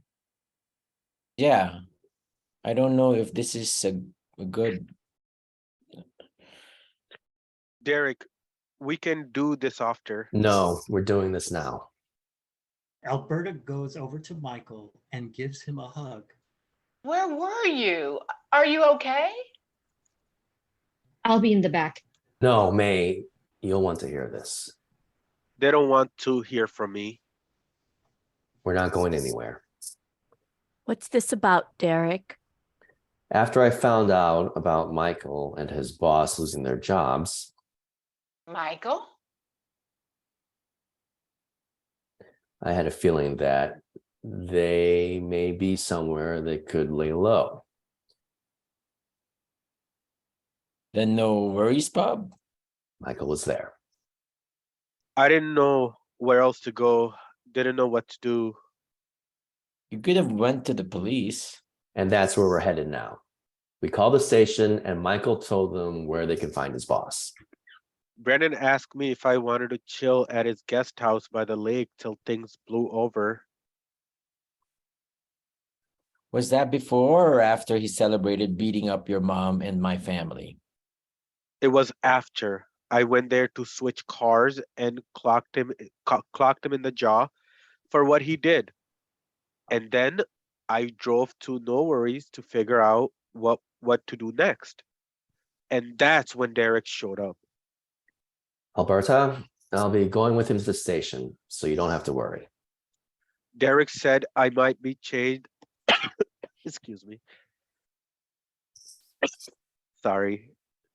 Derek said I may be charged as an accomplice to a crime since it was my car that Brandon used to wreck your parklet, even though I was passed out in the backseat. He'll most likely get charged with a misdemeanor, but with only fees since he helped to apprehend the real criminal. I just wanted to come here first and say that I am sorry. I think I just got so blinded by everything that Brandon had and how he got everything.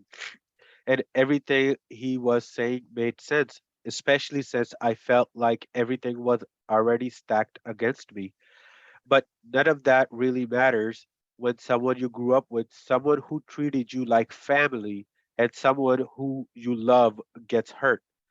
And for all of that, I am really, really sorry.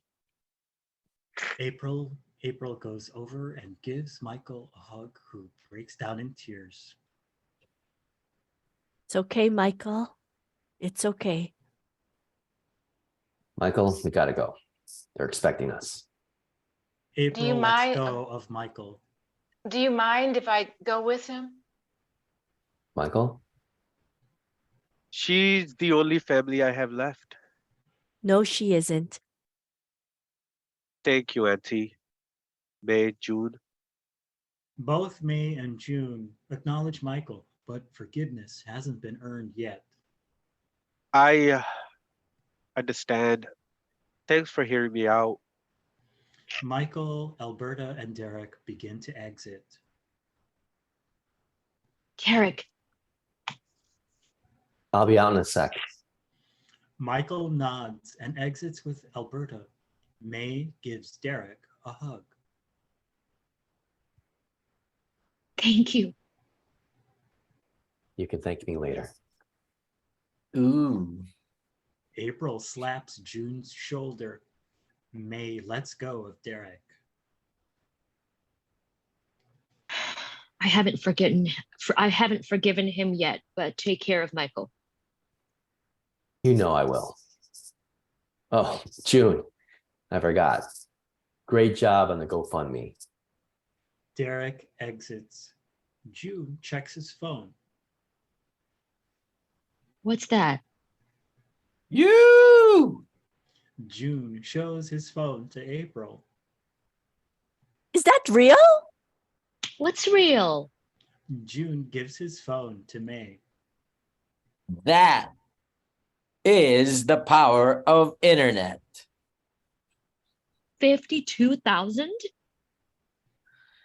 I'm thinking the interview with Roz helped. That money we raise can really help with medical bills. The outside parklet, the bills, and Our diner. Yes, Mom. Our diner. our diner that will serve lumpia, silogs, and Dad's adobo with coconut milk. Yes, Chef. Oh yeah, I gotta see what we have in stock. June exits to the kitchen. And I have to check if we have any balloons in the back for the re-grand opening. And thanks to everyone who donated. Don't forget to thank your brother for that. I will. Do you think we should get a banner too? Yes, a banner. Your dad would like that. I'll order one right now. Oh, and I think there's more decorations in the office. April excitedly begins to exit through the kitchen door, pauses at the doorframe to run her hand over her husband's markings, and exits. May nostalgically looks around the diner and sees the welcome sign that she brought in at the beginning of the play and finds a place to hang it up. Lights fade out except for a lone spot to shine on the welcome sign. Blackout. End of play.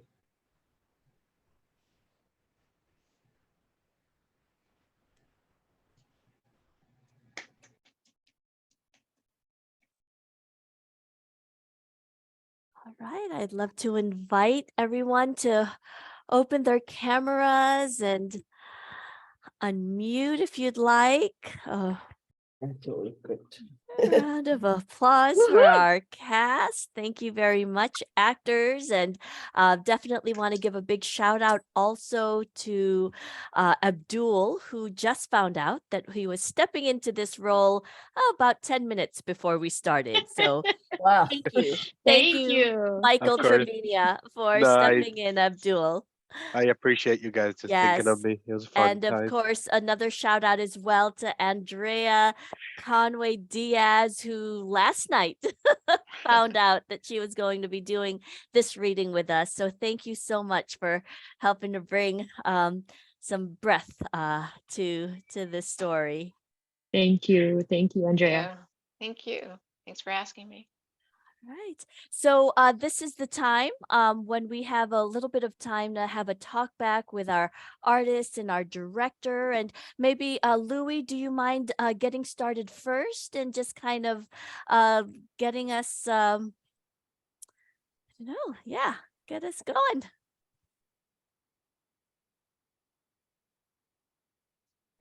And be sure to unmute.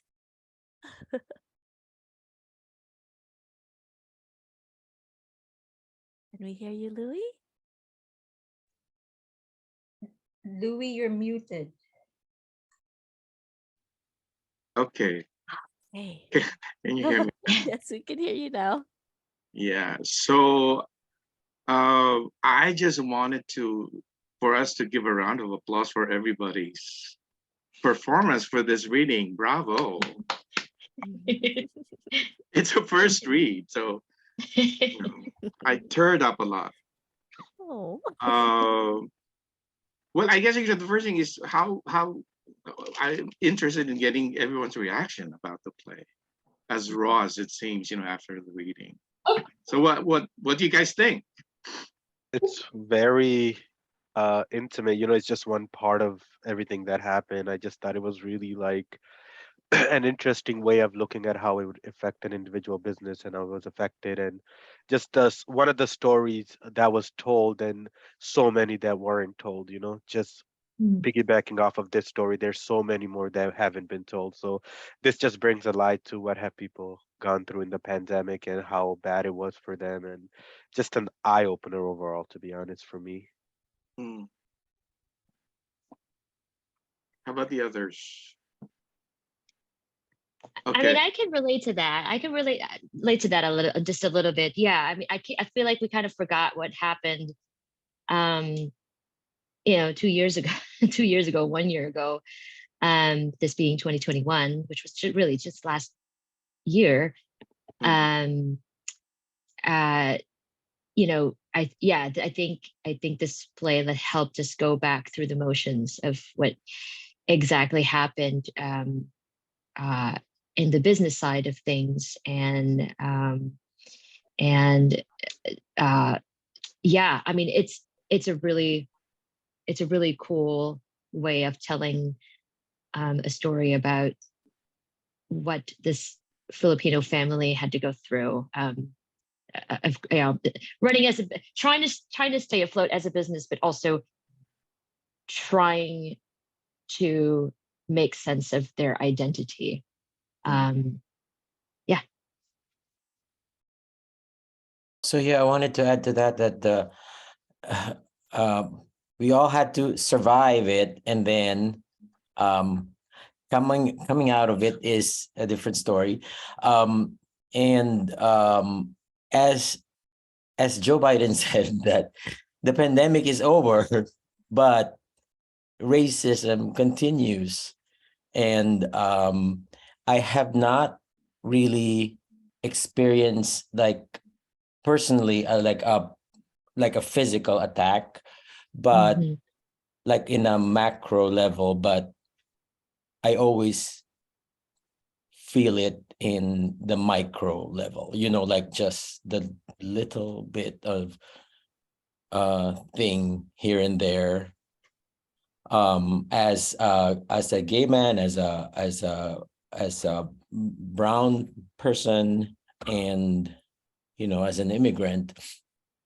Yeah, so it hurts reading words like this because sometimes you have to shut out to survive and to take care of your family, because like it'll be too much.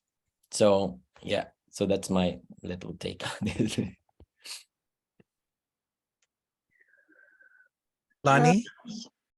So, first of all, sorry, I'm just sick.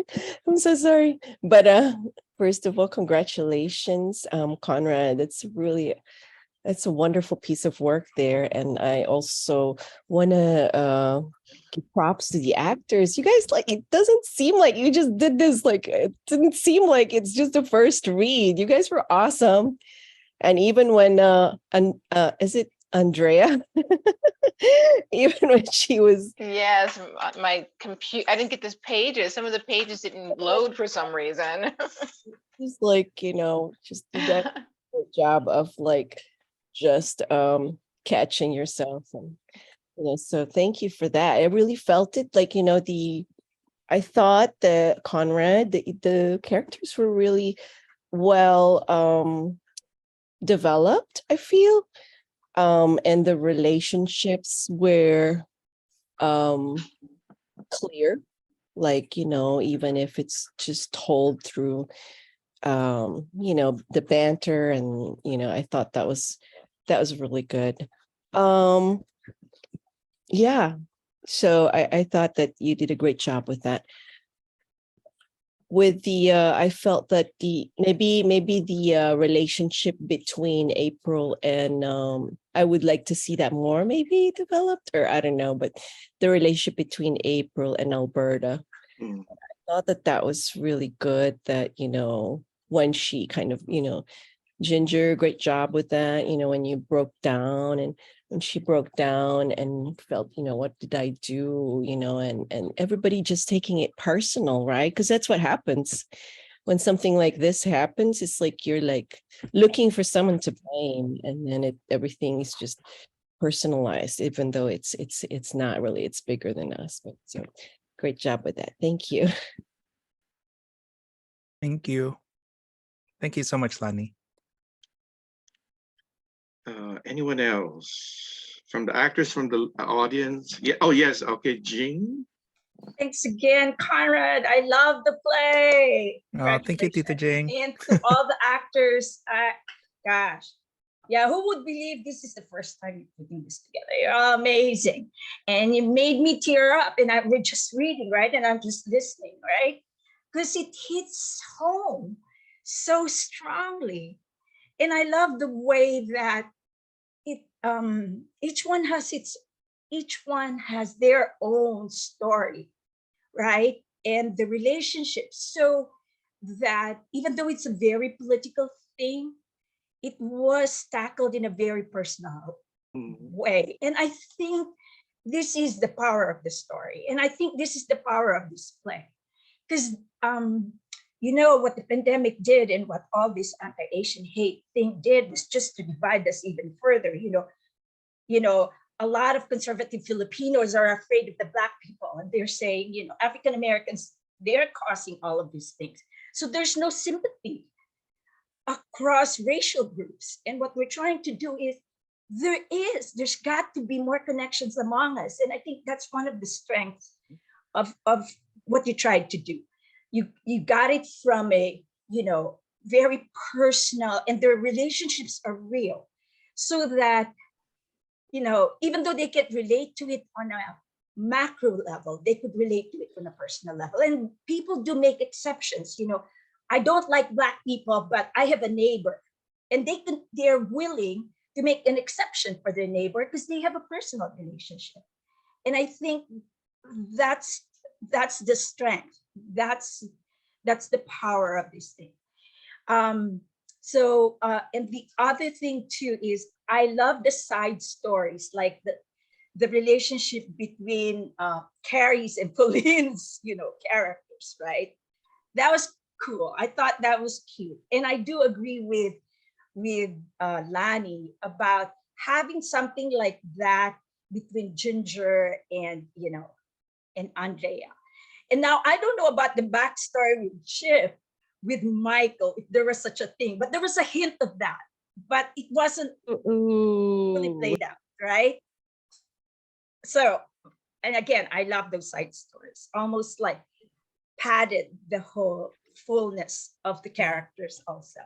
I just have one minor thing. You know, there was a line in there that says, well, we have a president who's sitting right now who's dividing the country. It is very, very true at that time. However, because we're doing it at a different time, people might not be able to take it back to its historical context and might think it's the current sitting president. So that my recommendation is maybe, and we have elected officials who are causing divisions in the country. So it could be timeless that way, not pegged it at the historical point. I mean, that's just a suggestion. But thanks again for putting this together. Anyone else? Thank you. Yeah, Maybe for Marie. Oh, Marie, hi Marie. Hi, Marie. Marie. Thanks for joining us. Yeah. What, I'm sorry, I didn't catch, what was the name of the person you just spoke? That's Tita Jing. That's Angela. Angela. Okay. Her comment about that one line, I had the same thought. So, because things may change at the next election, who knows? But right now, that's kind of a dated line. So I was writing down my thoughts as the play went on, as it happened, and I got to scene 5 and I ran out of space because I was using the chat to take down notes, which I haven't sent. So I wasn't able to like put down my thoughts all the way to the end. And I'm not really sure if these are comments that are appropriate for the actress to see. So I was wondering if there was a way that I could send this playwright to playwright. That should be okay. Yeah. Yeah, sure, you can do that, Marie. Thanks so You much, can send Marie. it. You can message to me. Okay, I need like your email or something. Okay, I'll send it to you. Okay. On Facebook. Okay. Okay, that'd be perfect. Thank you so much. Marie. I appreciate it. Yeah. I just wanted to point out, Conrad, you know, the whole idea of the All-American Diner when they opened 40 years ago, the whole sort of generational shift, right? Back then, we just wanted to be part of this melting pot. We wanted to be part of, like, you know, not necessarily a tossed salad. So it's interesting that that kind of appears that, you know, our All-American Diner served American food. But now, you know, we are in a period of time where we can actually embrace the foods that are really comfort foods to us, and that these foods are American because we are part of this society that is America. And I think it was, I thought, just really wonderful to capture that, and hopefully for our audiences to kind of make those kinds of connection. I mean, not only is this about, you know, the different sort of viewpoints, but also like just that notion, you know, of how we wanted to really fit in and serve and do what was American without Mhm. actually back then maybe not so apparent that who we are is American. Exactly. So I think that's Ginger, just I want to really awesome. Yeah. Ginger, you said something that really struck me right now. I think the theme of shame is huge in this story. If you know, another example is May. Conrad, I think you did a good job of pointing out to everyone the constant feel of shame of us Asian Americans, especially when we undergo a traumatic event in our life. Right. And I had heard Angela talk about this too at one of our Circa Pintig events. Really the concept of shame, or the idea of shame, is just hangs over us all the time. And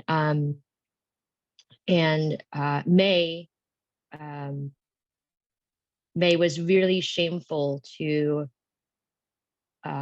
open herself up to the public. Even she was even shameful of trying to advertise, right, the business, but also because, you know, she just didn't believe that the internet was a safe space to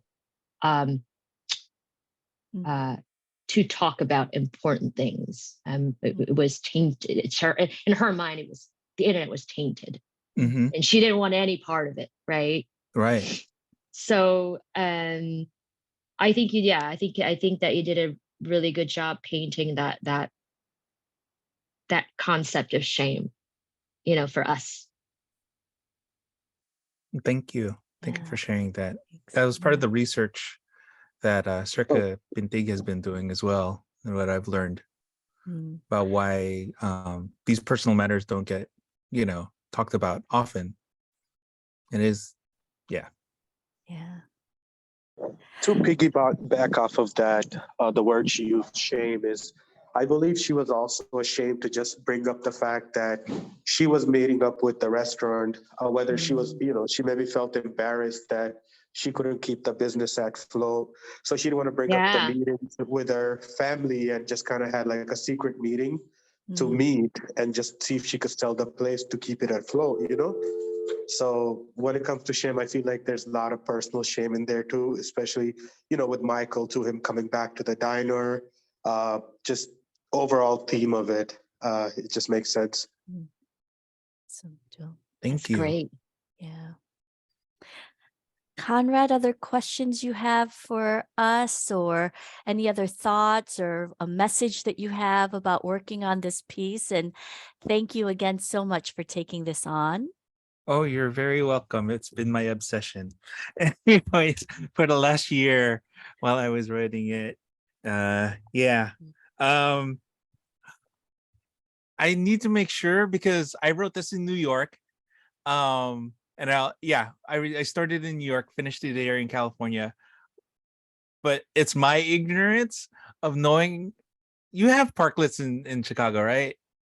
Are parklets like You is know, that the a outside suburban door, the thing? dining. No, I don't know. Yeah, it's like a parklet. It's like I don't know. Has anyone been to San Sugabsan in Chicago? Like, Yes. there's a parklet. Yeah, you know that parklet. It's like a little like private Like a- parking space where it's not paid. Exactly. The restaurant owns it. Yeah. Uh-huh. Okay. Just like I a didn't parking even lot. assume. Does I'm sorry, does your Jared? parklet, like your idea has like a roof? Basically, it's open Yes. air, but it's like a roof over it. Because I've It seen has a those roof in over it. LA. Yeah. Yeah, it's all over New York and all over here in San Francisco and Okay. Oakland and around my area. We It's have possible roofs in the on everything. suburbs. Yeah. I'm Not not really canopy? familiar with it. Not a 'cause canopy, it's like a real roof that's like constructed. Because I was thinking it was like something they might have Metal. constructed for outdoor dining. Yes, that is Yeah. made for outdoor dining. Yeah. Okay. Yeah. Okay. Yeah. Okay. Okay. Just In wanna make fact, sure. it might even, if it's cold, it might even be like enclosed and like having like makeshift walls around it and some sort of Yep. you know. Okay, so it's not where We the have a cars lot of those around Chicago now. I Not sure think about they the have a suburbs. different word for that in Chicago. What's the word, Yeah, Gab? so I'm not familiar What's with the word, parking. Myla? Well, I couldn't here think in about New it. York, here in New York, I don't think they call them parklet. Also, they call them like for outdoor dining because of the pandemic. I think people would understand that better because Yeah, outdoor dining. Yeah. outdoor dining. Sidewalk. seating? or- Is it Patio like seating? a patio? Restaurants have to be like Patio seating? Mm-hmm. patio, outdoor Sidewalk dining. cafe, maybe? Kinda, but it's Sidewalk exactly where cafe. cars parallel park next to on the sidewalk. Right. Yeah, sidewalk cafe. Thank you. Yeah, Side- something like that. And definitely, I'll send the pictures of all the parklets I've taken pictures of in New York and around here. Exactly. But yeah, that was my biggest thing because I was walking around and goes, oh, there has to be. I need this, Mhm. but I just wrote it hoping that people would understand. So Yeah. I didn't mean, want to assume. but I don't want to definitely deny see it. like what, the sign that could have been damaged. I mean, that's a big expense for a small business is their signage. And if that was like, crashed into, then like that's several $1,000s to repair. So Yeah. either way. Yeah. But if I May guess walks in with it, that'd be in cool. the pandemic, the idea or the importance of having the ability to have outdoor signing would be crucial to keep your doors open. So yet again, another sort of attack that kind of, really keeps from this family, continuing to survive. Was And there somehow they can do. setting it in Illinois? Yeah, well, I wanted to have it set there because Louis and Ginger It's approached me for this. But Lakeside, I didn't- Illinois. Oh yeah. Lakeside. Is there a Lakeside, Illinois? We go to a lakeside church. Yeah. A city. There's That's a a city. That's A what town named Lakeside. Yeah. It's a Lake Forest, but that's way up north and that's considered very upscale. Yeah. No. There is a lakeside neighborhood at my Irving Park. That's considered, is that lakeside or something? It's Lakeview. It's Well, Lakeview. So I thought it was a good way to call it, lakeside. It's so close to one of the neighborhoods. So mm, yeah, Right. I right. thought it was just like a fictionalized. It's a section of- it fictionalized, is. exactly. but I exactly. wanted to make sure it was fictionalized. Yes, yes. I know Yeah, it it is. is. Yeah. It is. Okay. Well, Yeah. this is also inspired by Mia Manansala's novel series because she has it set in Shady Palms, Illinois. Wow. I love her books. Cool. I just met her. But That's cool. so that's kind of what I was going for, like a small town where, this happens, Okay. that Yeah. this community can live in. So it's kind of general. And I love it being Midwestern because it's all America. It's in the middle of, on both sides. So that's why I wanted it centralized there. So Yeah. maybe one And- of the outlying suburbs of Chicago. Yes, but I still want a suburb, but I still wanted to be fictional. Mhm. Right. The Yeah, idea is exactly. it is that it is not too far from the city. Uh-huh. Yeah. Well, in Cook County because it's mentioned. Cook County. That What takes about place. what about a fictional but still in Chicago? Well, Fictional neighborhood in Chicago. I thought it could have happened in Lakeview, any Oh, of in a those city neighborhoods, in the neighborhood. the vicinity. Exactly. Yeah, but I It think what represents makes everywhere. what makes it interesting is that that kind of relationship is set in a suburb, Hmm. which to me is more interesting than setting it in a city. Chicago. Yeah, because Because in Chicago, you're already diverse. Yes. But for this community to exist where there's still diversity and Mhm. this sort of family ties, that's like, sounds to me like a utopian place. Do places like that but exist? something that could happen that you don't hear about, Right. I'm thinking which I like think makes maybe, the setting even more interesting than a maybe city a part of setting. Crystal Lake. I don't know. Something like that, yeah. Because Crystal Lake is pretty, well, Or homogeneous. Oak Park? Is it like an Oak Park? No, not really. Oak Park is Not pretty Oh, diverse. Oak Evanston. Park is very progressive. Oh, okay. Because it's also a working class town, right? This is true. Okay. Yeah. Have some kind of Yeah, factory. where was I? Like, Yeah. I'm thinking probably more like Crystal Lake. or like Lenox, or like Orling Park, Parallels Hills in the south. Yeah, in the Yeah, because it gets somewhere very different. probably. Oh, that's true. Very Maybe different. like a Lockport? south suburb. Distant, more distant you get Lockport. from the city in the south or southwest suburbs. It's becomes very different as you get closer, like Indiana. Mm, Yeah. yeah. Interesting. But- Yeah, those are all things to consider. So But Okay. the restaurant reminds me of Uncle Mike's. That's Kind of. exactly what I was thinking too. Love but Uncle in a Mike's. suburb, yeah. Right. Love Uncle Mike's. We need That to was get them to They had the sponsor. Was same- a not place was exact an same inspiration. problem, but yeah. That's Olani says awesome. Glendale Heights or something. Yeah. Mhm. Maybe Yeah, there someplace you like go. there. Turtle Lake there. Glendale. Okay, I got a quick I mean- question. Oh, go ahead. Is okay? Okay. A quick question. Do you have the urge to see the other characters not seen, like Kamiko, Roz, or Brandon or Brayden, or was it fine? I think that's I'm Same. to me, thinking it's fine producing wise too. that they're not. Yeah. seen. I What had a about question.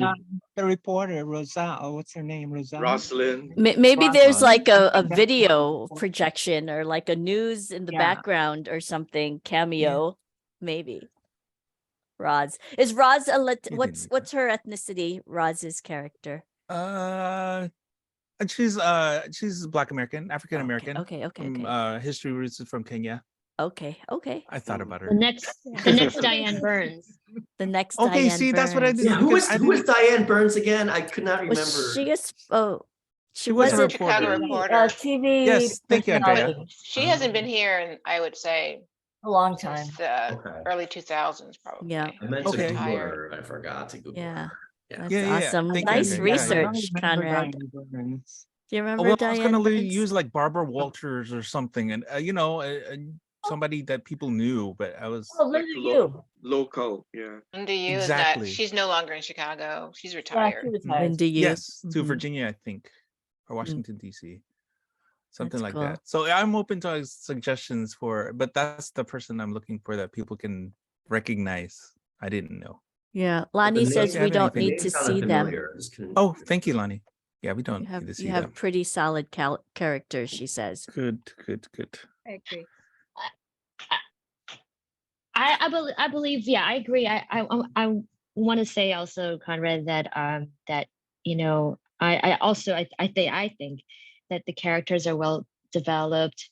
The one thing I would like to see, maybe, and this might be, maybe I should ask you this question first. Do you feel like at the end of the scene, do you feel that Michael has resolved his inner conflict, not inner conflict, but his conflict towards, the concept of there is competition between African Americans and Asian Americans. Do you feel that there is, that he has resolved that? Because when I read the lines, it seemed like he had a complete change, a turnaround, as compared to that scene that he had with June Mhm. where he was dead set, right? He was dead set on this idea that we were Asian Americans and Black Americans were in this competition together. So how is that for you? No, that's a very good point, and that's something I'm still examining. I guess I don't really have an answer for that, and that's a really good thing because, oh man, doing research for this, I went to the dark side. Oh, Yeah, and you Because had there's to. so much of I'm that sure you had on to. YouTube about just because that's Oh, been my thing is like, how do people think like this? So I deep dove into Wow. how those people are thinking, and I kind of like got stuck in there for a while. I'm and that's sorry. hard because if you get all that in your head, it's just like, oh, it's just flooding your brain. It's like, Wow. Oh yeah, um, yeah, I and but the reason I'm a writer is for this is to try to understand, and just always exactly, critical race theory, and and people rallying against that or for it, but I It's, just need to it's just understand it's how just a and Marxist why. idea to divide people.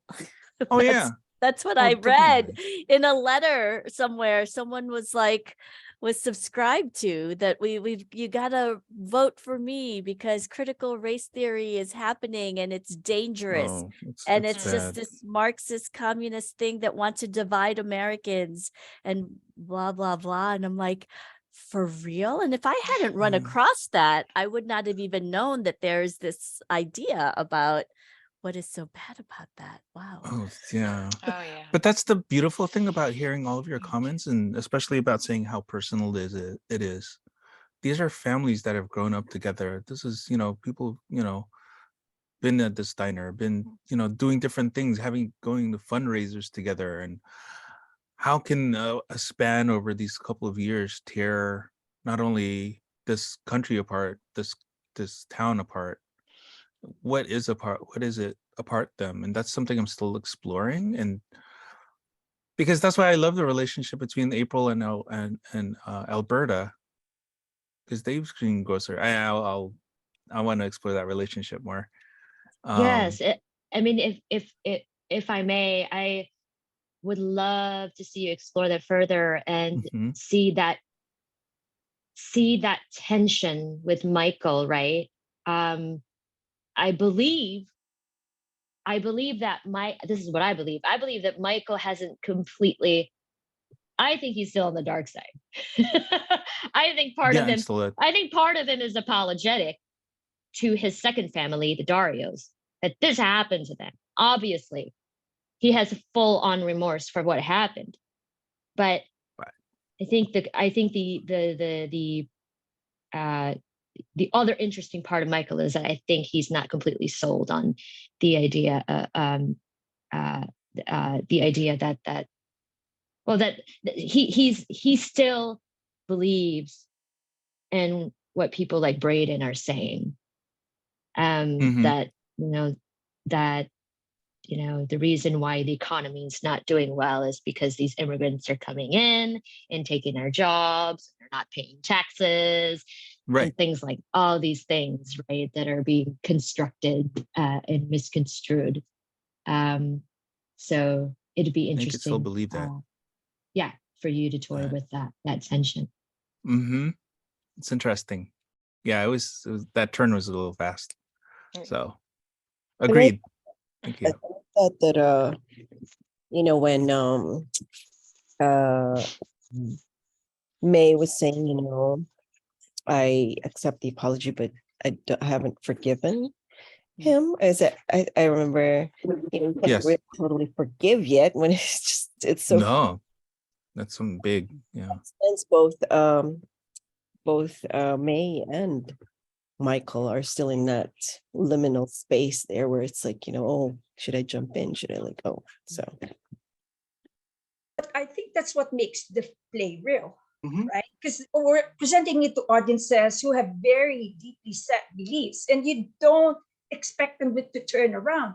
But what I like is you dangle something that's hopeful in there, that there is reason for us to, you know, to really, I mean, you're not going to throw away 40 years of relationships just because, right? So what we want is to give something for them to latch on to, hopefully, while they're still trying to reflect on what they're going to do, because you can't turn people around and turn hearts around. I mean, Circa Pintig has been doing these kinds of plays for the past 31 years. And, you know, it's not that easy. But the more that they see these things, you leave them uncomfortable, but make them latch on to something.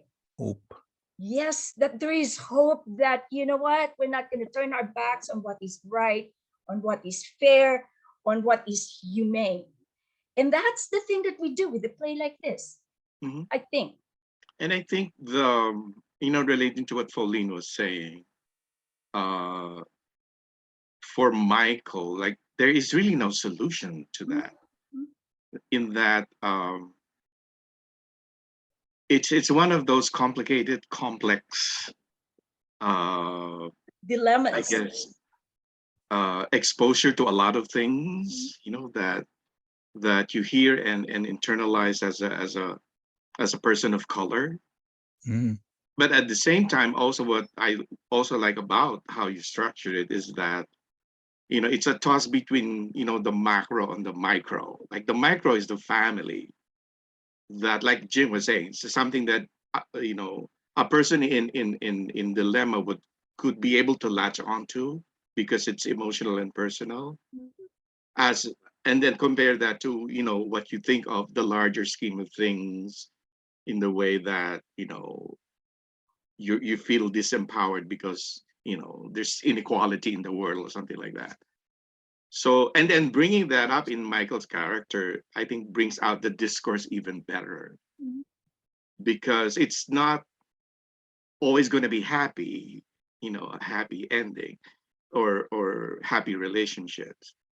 But to bring that out, I think is an interesting toss of where do we go from here, and how do we kind of influence each other in terms of rethinking our values, based on our experience here in the US.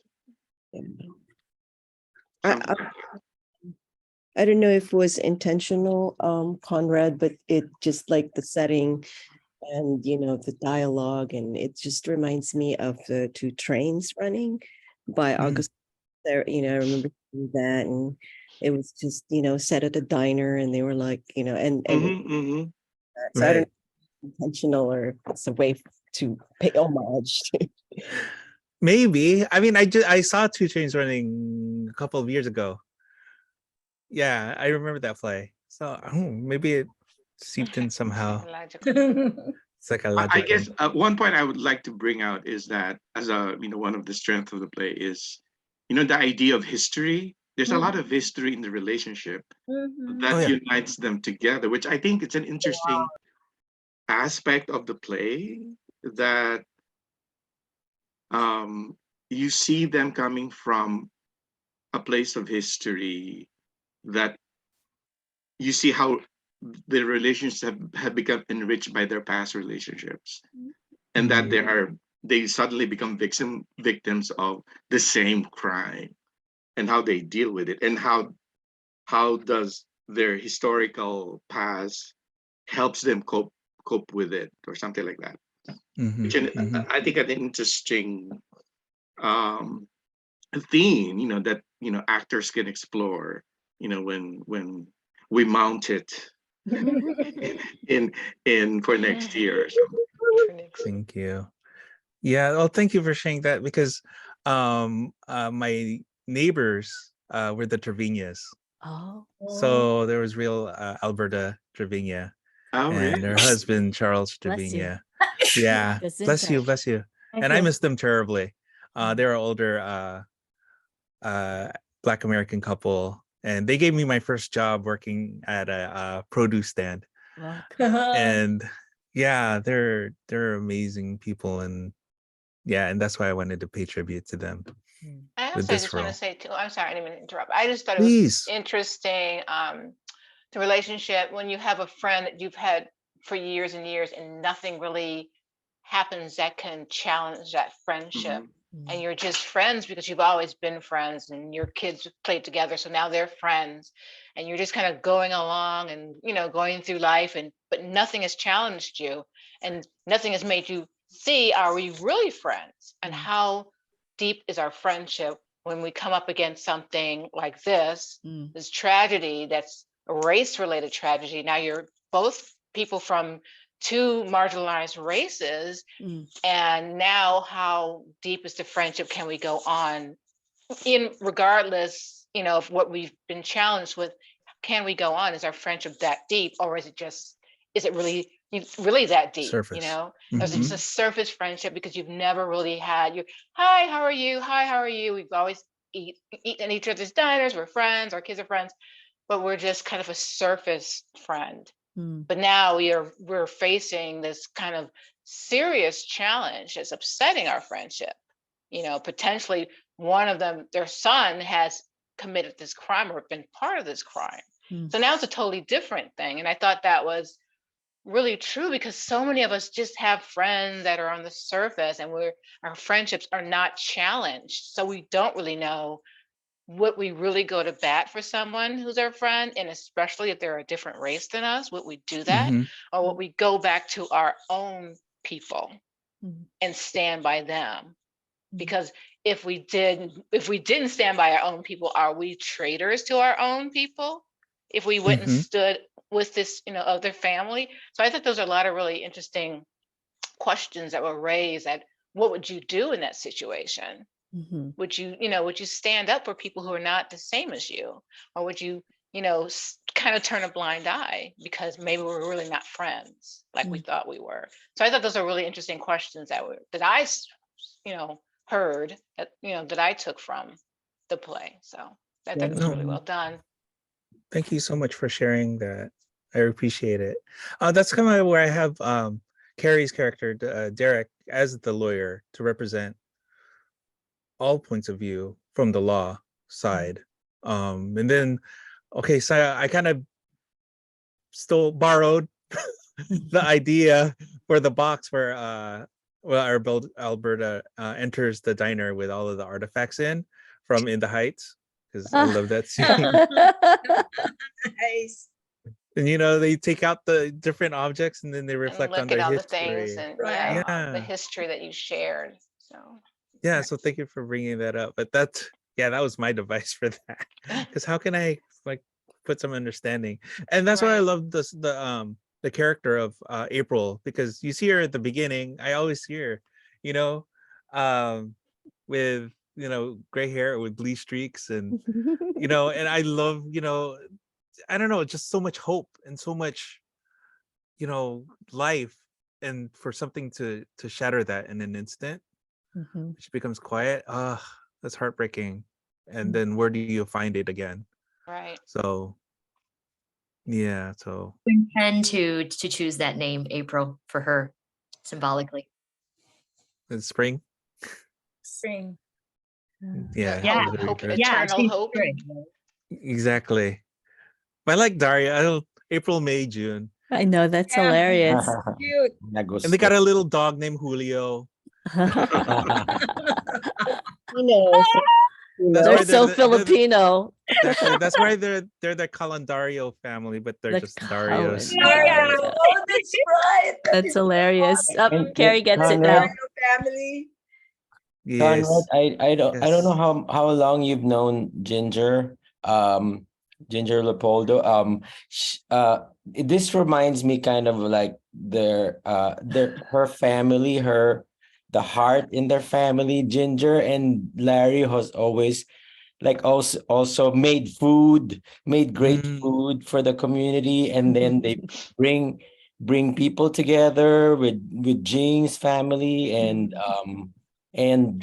I'm so glad that Ginger and Larry have their kids are grown up, because that's the history of Circa Pintig. When people have kids and then we go away and take care of the family, and And now she's back in full force. Mhm. Ginger, like This is true. bring Yeah, and everything of course our together. children are ube, basil, and olive. I mean, you can just make adobo with our names. Like Like, spices. how Spicy. fitting. You're not the adobo family.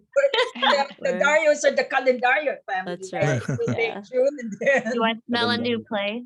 Yeah, it's good. It's good. Yeah, people were surprised. Larry acts. I'm like, well, actually, he was in our inaugural production and played Carlos Velosan. Yeah, And then you have the Ayorta Cafe, that's before, true. which we is the did. heart. And Yeah, that was Ayorta really Cafe. like just so real. I mean, the fact that you build or work something, so hard, and then in an instant it can just go away. That is close to home. Yeah. And of course, I think about Tita Jing's cousin who was assaulted, and just the Right. goodness. I mean, Right. And that's the know. thing that made it hit home really, really strongly. I mean, when Ginger, I was in tears when she was saying, "What did I do?" I mean, it's exactly Ati Bing's, that's exactly what Ati Bing said. I was just walking. What did I do? I didn't even look at this person, and I was just kicked out of nowhere. But and when she found out that her assailant was just recently released from prison on parole because he stabbed his mom when he was 19 in front of his 3-year-old sister. So evidently he has this long history of mental illness, right? I mean, in the play, we don't deal with, we looked at the motivation for the attack being having someone to blame. But in the case of my cousin's assailant, it was deeper than that. It was the structure of mental illness and how you go into prison and nothing is done for you. You get sent out and you still have the same mental challenge and you have no support. And so Ate Bing was just saying, I can't, all I could do is just recommend that he not be back in prison, but get mental help, because being in prison will not help him anyways. And so there's this compassion that we're trying to push here. We can't blame anyone here because at the end of the day, there are all these structural issues, bigger than all of us combined, that we have to deal with. Yeah. And that's why I said at the very, very beginning, this is very personal to all of us. And this play should hit home like that, as if it is our family, that we're one of the Darios, or we're one of, the neighbors that we really care about. Doesn't matter what color or what race our neighbors are, right? Yeah. And of course, in that time, it was, your president saying Kung flu virus and exciting. Yep. It's just, oh gosh. And it continues again with all of those people now who are still in power, trying to get him reelected or him. It doesn't stop. So we're saying, okay, we leave politics to them, but we take care of our own. Exactly. Which I think is the best thing for us to do right now, is just take care of each other, really. And forgiveness might not come so easily, but hey, we're willing to try, right? I love that line where we're gonna do this. Derek says, "No, stay. Everybody stay, and we're gonna talk about this, right?" Right. Yeah. We're not gonna hide from this. Right. Let's just get it out, Right. which is awesome. So, Yeah. Lily. anything you want to say more, Conrad? If you want to. No, share anything else? Ginger raised a really good point, but I think this is also a production issue or a question regarding intermission and about time length. The play is 82 pages, so in theory 82 minutes, but running time, there's only one set. And there are no like big break scenes except for when the family leaves and then they come back after the attack. After the attack. Yeah. Exactly. It does feel like it could just Just go all the get way tight if through. we Yeah, tightened it up. doesn't seem like maybe additional scenes will necessarily be needed. I mean, maybe looking back. I mean, I think, Thinking maybe about once cutting. we stage it, when we see that scene between April and Alberta, actually the box moment, like that actually may be the place that kind of seals how deep their relationship goes. But it's just hard because we're on Zoom and we're not on our feet. Exactly. Right. Wow, very cool. no, thank Louis, you. what's next for this thing? What are we gonna do? We gotta do what? How do we prepare? So we're planning to do like an actual staged reading, maybe in February. And then from that, we plan on putting it up, for actual production in May. Mm. So rehearsals would happen, March, April kind of Yeah. thing. Auditions. Yeah, we're holding auditions in January. Oh. So, we'll put out an announcement and if people are interested. And then, from there, hopefully we can assemble a cast that would be part of the stage reading and then on to actual rehearsals in March or April. Yeah. So I mean, that's the calendar we're looking at. So can we announce this during our gala, December 9th already? I think so. Yay! Yes. And Tita Jing, can you give us an update about this Rizal Center and what our hopes and plans are for this? Okay, so right now, I sent out our e-blast regarding search for a new home, and then I got pushback saying there is a lot of politics from the center, and that it might be premature for us to say that we found a home. So I revamped all of the materials I sent out and just say, help us find a new home. Because right now so what they say is, let us not say that it's a sure thing that we're going to be at the Rizal Center, although we have the biggest opportunity to do so. It's just that, it's too soon because a lot of, they call them, there's insurgency within because it's such an old, very conservative organization, and we just had a big win, and that there are still remnants of the old traditional politics that are still trying to push for their interests in there. There's a good chance that we might have the theater in time for this production, Louis, right? So there's a very, very good chance that we might have our space already and a permanent home. I just don't want to claim it yet because there was pushback, because until their board, the Rizal Center board, is fully constituted, that becomes formal. Right now, we have access to the space. We could even rehearse there in the space already. And Larry has been doing a great job in terms of helping fix the floors out of the goodness of his heart. He is, the poster child for this Bayanihan effort at the Rizal Center. But we will have a space for rehearsals. Oh, that's good. For sure. And informal reading, maybe. And readings, right? Because, all of the other spaces are still not ready, but the auditorium could be ready in no time. There's heat now, which is big, and there's water now that is huge, which we didn't have about a month ago. So that is cool. Now, formally claiming it as our new home, I got pushback on that one, but it's okay. We're working towards that, and we're still doing our gala so that we could do the fixes, even though formally it's not our Circa Pintig Theater yet. Yeah. But that could be a way to kick off our Circa Pintig with Dario's Diner.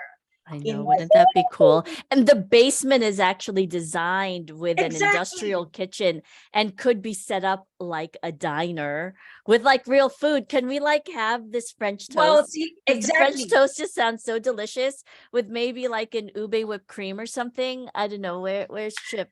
He's the chef. We were saying, Louis, can we make this an immersive one. So there's cooking while we're watching.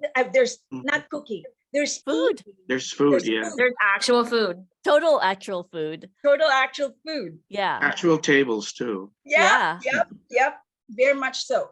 But the downstairs basement is not as ready as the auditorium, because the auditorium Oh, was yeah. spared from a lot of things because it's on the second floor. The Yeah. basement, I think there's more work to be done in there. And for us to use the kitchen, you need the permit to operate that. Yeah, lights, sounds, projection. I mean, I think there's the ability for it to be like a black box and we can reconfigure seating and all of that. One other option is Asian Improv Arts. Tatsu Aoki's group Yes. is having their space opening up soon enough. It's in the near west side. And yes, exactly, Carrie. And I'm sure that if we make the request and put ourselves on a calendar and figure Yes. things out, that's also a possibility. I know Louis, we were thinking of maybe renting out actual space at a venue like your Lynx Hall or your Greenhouse Theater or Edge off of Broadway, but it's costly. And Yes. plus May 2023, they're already booked. Mhm. So Louis, what about if it had to be at like Tatsu's place? Do you think that's possible? Hatsus or the Rizal Center, like I said, Yeah. even for Ginger. rehearsals, In we can May. do that. Yes. Hey, We could Ginger, take a look at it. what about the Skokie Public Library? Maybe we could reserve a hall there. They are free. For a reading, a stage reading would be good, but I think for the actual full production, we really want to be able to have a run. So like a 2-weekend run, if not a 3-weekend run, depending on our budget, our availability. But we have to start planning those kinds of things now. Yeah. Yeah. And we can announce, except for the venue, right? But make an announcement that there will be a call for auditions and things like that. Right. Are you all coming to our event on the 9th? I mean, we should invite everyone to come to the 9th gala. Conrad, are you able to come to Chicago? We're flying him I in. He's wish. got to be here Well, when? For the in May. Well, May? no, Oh, yeah. yes, in May for Oh sure. my goodness. For Oh, yeah, for December 9th. sure. Oh yeah, no, December 9th is too soon, but definitely. Yeah, he doesn't May. want to come in. Exactly. What'd you say? Not in the February for the winter. reading. Yeah, that's not happening. We'll see. know. Actually, we'll see. Oh, in February? I just found out that I have in February. Okay. December 9th, I don't know. Well, We have a place for you Okay. to stay, right, Tita? The Yeah, condo? you can stay in my condo. I'm back. It's rehab. So There's an I'm extra room for our visiting artists. okay. Okay. I just found out that I have points on Southwest. I didn't know that I had those before. So I was like, okay, I'll use them.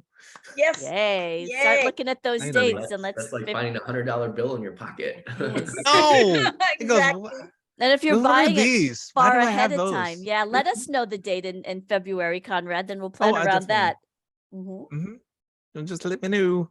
Yep. Sounds good. Well, we want to just thank everyone again, all of our actors, Conrad, for taking part. And again, this is our new man. play series, right?